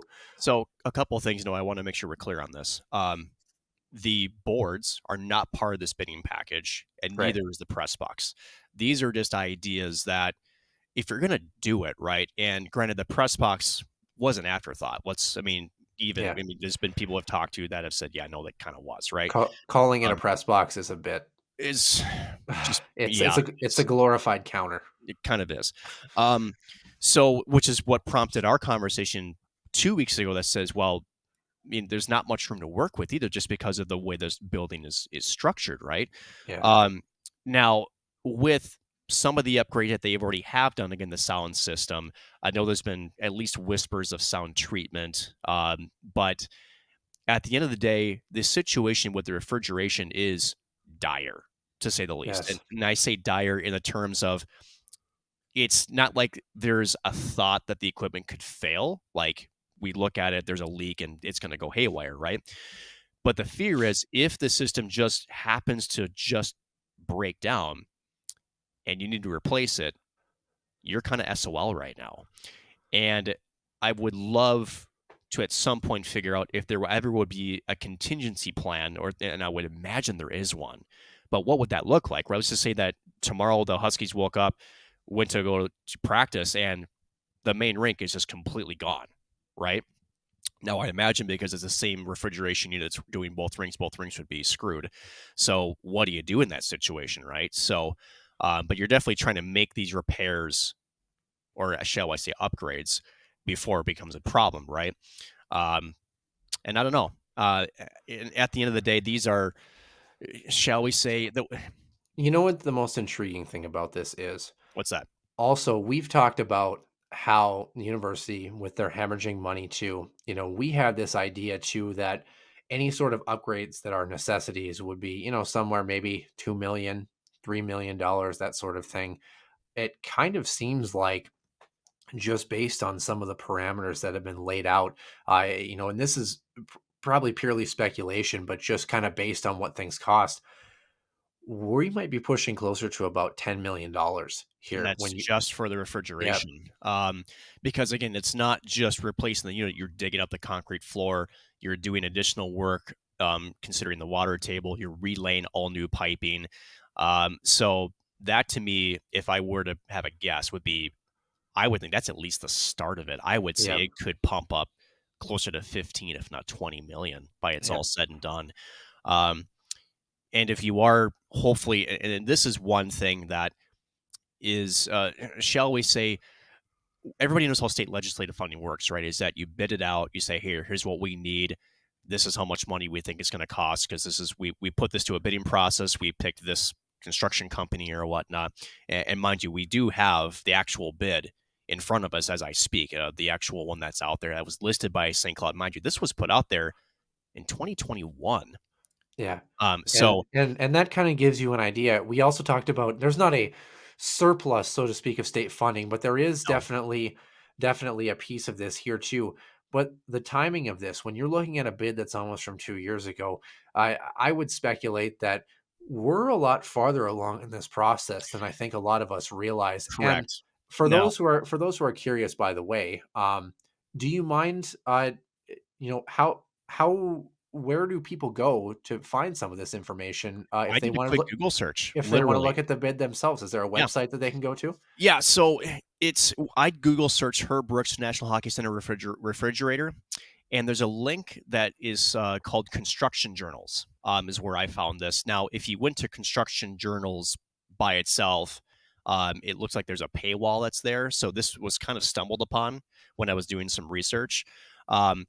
But here's the caveat to this whole thing, Noah. Here's the one thing that we found about legislative funding and public universities. When you put a bid out there as the athletics department or the Herb Brooks National Hockey Center, you are putting a bid congruently with the rest of the university.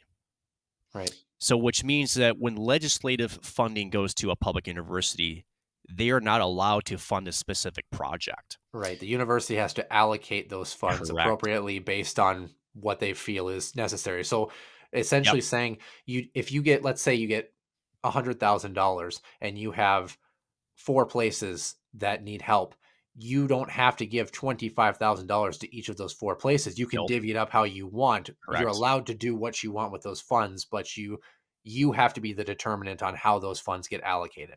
Correct. So, in other words, this bid goes in congruence with some other projects. I believe that St. Cloud has got some other building projects such as the power plant, and I think also an education building that is looking for funding too. And you're submitting it as one bid for one chunk of change, right? And this is the part that we have to kind of suppress the excitement a bit here, right? And that is just again with the refrigeration, you're looking at no less than 10 million bucks, right? Let's just say the university gets, let's just say it's 50 million, just even number, right? And they're only able to give, say, I would say 12 million to the project. That means no LED lights. That means, probably no HVAC. They're probably just going to go, you know what? The refrigeration is dire. Let's at least get that done and then maybe resubmit something Yeah. at a later date, The right? the So, essentials are obviously important here. right. So, and that's why this is different, right? Is the money doesn't go to the Herb, it goes to the university, and then it's the university in one big essentially pool allocates it into Now, whatever they choose. Now, obviously, not all of us have deep pockets like some families near St. Thomas, but Right. in the eventuality that this becomes an ongoing process, let's say the university at some point confirms this is a process, they put a bid out, they're going to get state funding for this. Can there also be a component too where the university itself is also allowed to fundraise separately, or I guess in conjunction in some senses, to maybe say, oh, we're looking to raise an extra $3 million so we can do something with the lights, we can do something with the press Of box. course. Yeah. Yeah. And and I 100%. and I feel like that if I'm a Huskies fan, obviously I could probably donate about $5 total based on where I'm at in my current life. But I would feel like if you're a Huskies fan and you know that this project is in full swing, and if it ends up happening where you have to tear up the floor, I would feel like we would, as a fan base, would love to be all in on this thing. Wouldn't you agree? I would think so. Now, granted, that's sort of the good thing is I think the number one thing they wanted. So let's look at this in two ways, right? Because what they're really focused on is, well, this is a 40-year-old building. It needs a remodel, and it needs a remodel in its essentially, I was going to use the same word twice back to back. It's essential building functionality, like ASAP. refrigeration, HVAC, and although there's not a direct indication that some of these systems are like, shall we say, about to fail, but it's also like they're 30 years old. It's just like if you have a 30-year-old furnace at home, some days it's just going to, you turn to turn on, it's just not going to work, right? Yeah, That's yeah, the our fear. our stats machines are from like the 90s that are up in the press box, and the telephones. I don't even know if anybody has a landline that looks like that anymore. Right. So I don't know. I mean, it would be great because there is a state budget surplus this year. It would be great if they were able to get enough funding for all of it. And then, like I said, if you're going to dig up the concrete floors, I'm not sure how much boards and glass would cost, but throw that up there if you Oh, can. Yeah, some new boards and some new boards and glass with new LED lighting would look real pretty. Really, really good. Now, again, the primary, from what I understand, the primary goal of this is to at least at the very least get the refrigeration unit replaced, right? At the very little. The one thing that is sort of kind of crappy is that as far as shall we say fan comfort upgrades, none that I can see. So as far as part 2 is what I would call it, of like the sound treatment, because they did get new speakers, right? But again, it's a concrete and metal roof with no really any tuning, right? That from all I can gather, there's nothing that I can find that says they're working anything like that, and probably a good thing, right? As much as I want to have better sound in there, there's other more pressing issues.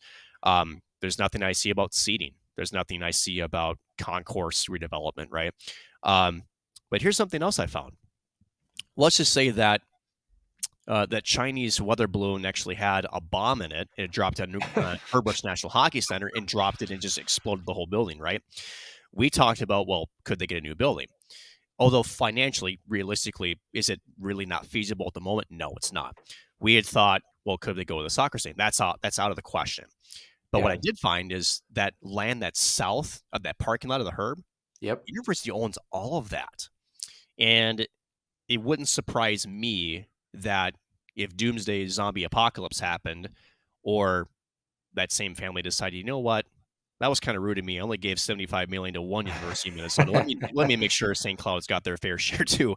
That would be a place that they could build there too. So they have options, but as far as fan experience upgrades are concerned, I don't see any. But And that's where I bring the private aspect of this too. Not to say not everybody has millions of dollars sitting that they can just freely give, and we get that.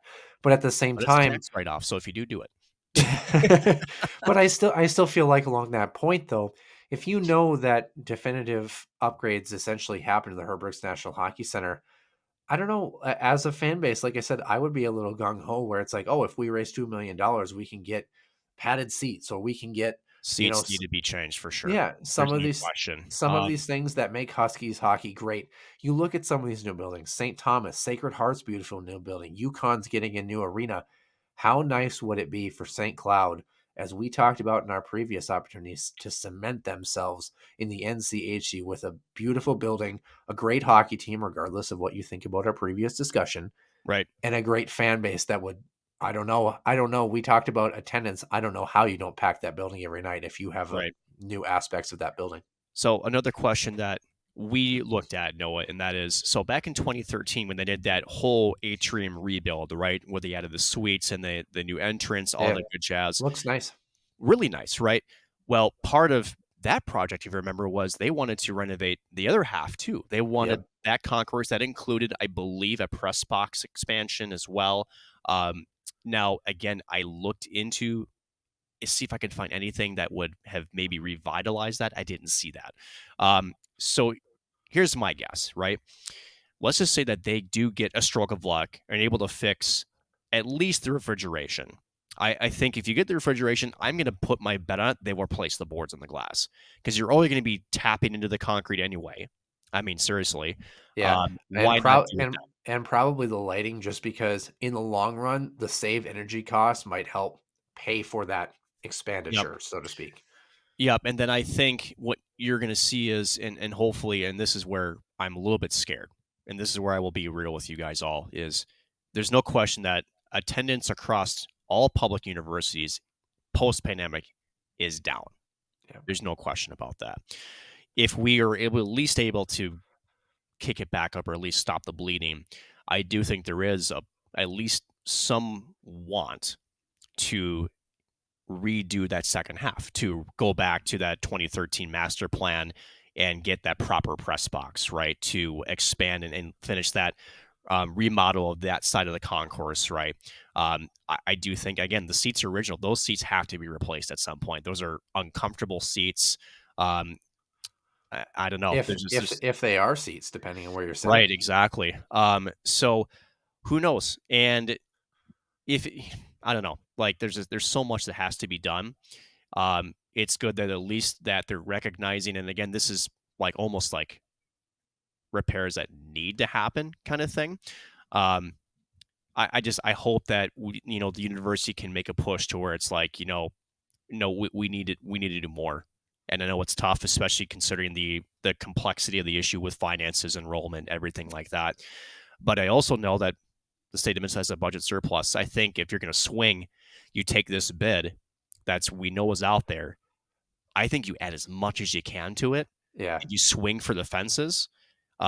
Include the boards. Hell, put the sound treatment in there. If you want, throw the press box in there. I can't imagine a press box renovation would cost you that much money. But then if you can get enough of those funds, right, then okay, do as much as you can with it. Because there's not going to be many opportunities to get this kind of funding. Remember, the Herb Brooks National Hockey Center was part of an Olympic spending package.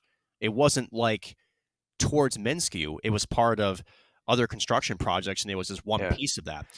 That's how state legislative funding works, right? It's kind of like one pork barrel after one pork barrel, right? And I say that with quotations, but it's like when you see an opportunity where there's extra money lying around, you kind of have to go all in on it. And I kind of hope that they do. Now, again, this is just what's out there. We don't know if there's other conversations that have been had. And I think that's the most encouraging piece of this too, Nick, is we had this idea that, something needs to be done, but we are so far off from that. It doesn't sound like we're as far off as we had anticipated. This sounds like it's been an ongoing process for the past couple of years that we are hopefully inching closer to. And I can't imagine within the next 5 years that we won't hear something on it, if not less, just because of what we know about the current refrigeration system.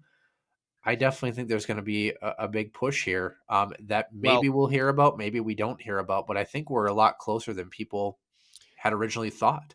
Right. Well, and here's where you can take the refrigeration story. Again, the federal mandate of 2020, where now you can't produce it new. You can only use recycled. Again, the Herb purchased like 500 pounds or so of it back in 2019, I believe, just to sort of have some on hand. But you're putting a Band-Aid over a chopped limb, right? You're buying time. The one thing you have going for the university in this situation is you are up against the clock. This is a needed repair. But again, when some of these projects arise, you kind of have to, again, swing for the fences. And again, two with birds, the lighting, one stone. Yeah. Right. And I would say even more, right? So refrigeration hurt because you have to dig out the concrete. Go ahead, replace the boards. Again, that's not part of the original bid, but replace them if you can. The lighting, great, because not only for the broadcast quality, the aesthetics, but also, for fan experience, that's all part of that energy consumption. HVAC, that all has to be replaced. Again, that's also part of energy consumption. And that goes along with St. Cloud's plan externally with the power plant on campus. If you're trying to modernize that, I know that's been a part of a plan for multiple years. So you can sort of make the argument that they're doing essentially a modernization of its current buildings, and these are needed funds. The only downside is, as far as direct fan experience or what the fans could directly impact from these, probably not as of yet. But I would dare to say that if we can get these repairs behind us and some of these other fixes, that opens the door to say, hey, we've done a lot of these upgrades, some of them obviously necessary, some with the video board, some more aesthetics, but we feel like we need a couple more pieces, such as the seating, such as the concourses, and that's where you can really push for more of that fundraising sort of, campaign type style of effort to get some of those other last bit of pieces fixed and redone. And I think this is a big part of that. So let's recap just so we know, right? So bid, here's what the actual bid is. Replacing the refrigeration, which again is new piping, new compressors, it's pumping new fluid. And for those curious, it's two fluids out there you can use. And that is one, it's, hold on. It's either liquid hydrogen or it's a, it's R212. And it's it's basically an acidic version, and it's, shall we say, something they probably don't want, or liquid CO2. That's what it is, liquid CO2. And one is R212, is the other refrigerant that they can pump now under guidelines. Also, existing mechanical, electrical, and building control systems to upgrade those and modernize those. LED lighting, again, to reduce heat gain, again, also energy consumption.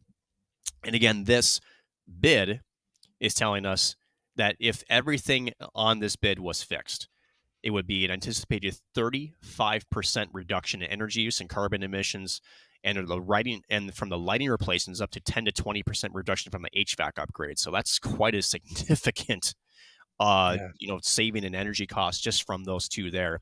And then from our standpoint, if you're going to go with those, our hope is, okay, just do the boards. You're ripping out the concrete anyway. You have to rip out the boards to do it anyway. Put new boards in, put new glass in, and modernize that to have the seamless glass in there. Make it more NHL style. That's good for the players too, because again, it's a developmental type process. You want them to play on a sheet or in an environment that they can seamlessly transition into an NHL style or a pro style, right? So do the boards. And while you're at it, you know what? This is talked about before, Noah, and we'll end on this. Should they, at this point, because they'll have to dig up their practice ring too, if they're going to keep it to what we believe is a hybrid, at least at the very max, at the minimum for the main sheet, I would argue that now is also the right time. If you're going to do the boards in the main rink, might as well do the boards in the minor rink. Make that NHL size or practice size. I think that would be another option I would see. Because also you could put some more seating in there, because remember, St. John's uses that arena. Yeah. A lot of the St. Cloud area hockey associations use that arena too for theirs. It'd be a much better seating for that spot too. So that's what I would on my wish list. What about your wish list? Yeah, you could kind of put like a small little bowl type thing in there too. Obviously it wouldn't hold more than maybe 100 or 200 people, but I mean, you could do something with it, which I think would obviously be impressive. And the thing is too, it sounds like, in terms of speculation, the way that we kind of figured it, at minimum $10 million, if not more. So it's definitely going to be something that's going to be a hard push here too. I would love to see the press box upgrades like we talked about, just because I think that that's something aesthetically would just give it more of that professional feel, when you feel like the broadcasters are in their own little world, so to speak, because you truly feel the separation, when it comes to those sorts of things. So I would love to see the press box, would be one of the things on my list too. And then of course, fan comfort, just little things, maybe even it's little things inside the concourse that maybe just need a little bit of touch up. Maybe you're adding an extra concession stand. Maybe you're widening a hallway by a couple of feet to make the concourse a little more accessible. You walk down, the ends on either side of that concourse, it can be kind of a tight squeeze sometimes when you're roaming around in there trying to get around that building. So I think there's a lot of really exciting things that are going to come out of this, hopefully. For what it seems like, the process has already been started, which is something that I don't think we anticipated. So that's a very exciting thing. I'm still stuck on the fact, I was still stuck when you said Band-Aid over a chopped off limb. And I'm like, no, use a tourniquet and cauterize it. But Huskies can probably use all the help they can get with their chopped off limbs, so to speak, if Nick wants to allude it that way. Is there anything else you wanted to add here? I mean, I think this is exceptional that it seems like. No, it's good. Because I think we just had this idea like 2018, 2019, that the 2013 project was a bygone era, and maybe they'll do something to salvage it for a little bit, but it seems like there's a serious, formidable plan in place and much closer than we think. Yeah, more so again to the necessary repairs. Again, the actual bid is, to recap for the third time, to replace the refrigeration system. I just want to make sure we're clear on what the university on paper has asked for and what, and trying to separate. How about this? Instead of recapping it, maybe for the second time, again, where do fans go for the website to find some of this information for themselves? So Google search, just type in Herbrooks National Hockey Center refrigerator, and the link was about halfway down the Google search, is called Construction Journal. And that's where the university has placed that project up for bid. Again, as required for any legislative funding project to go to a state university, it has to be bidded out if it's over $500,000. Again, estimated cost, at least for refrigerant change, at least $10 million, although it wouldn't surprise me if the total project was closer to probably 20, if you include the lights and the HVAC and all that stuff, and you throw the boards in there, maybe 25, 30. But again, that's not in the actual thing. That's just our, if you're going to do it, go big, right? So. Yeah, and the Nick Maxon press box, obviously. Yeah, no. Well, this is going to be the Jim Rich press box, actually. Yeah. Well, with that being said, obviously very exciting things going on in Huskies hockey, including the men's team. Support the men's team. They're doing just fine. And this women's program, only one weekend series left at home coming in 2 weeks. Be there or be square. The playoff push is in full swing. Of course, Minnesota Wild back in action too for the second half of their season as well too. And we will of course be here to cover it all. So like we mentioned, men's hockey off this weekend. They are on the road in North Dakota the following weekend. Women's hockey on the road this weekend up in Duluth. Minnesota Wild 4 games set for them this week. And of course, we'll have some Iowa Wild stuff to discuss next week as well. For Nick Maxton, I'm Noah Grant, and we will see you soon in the den.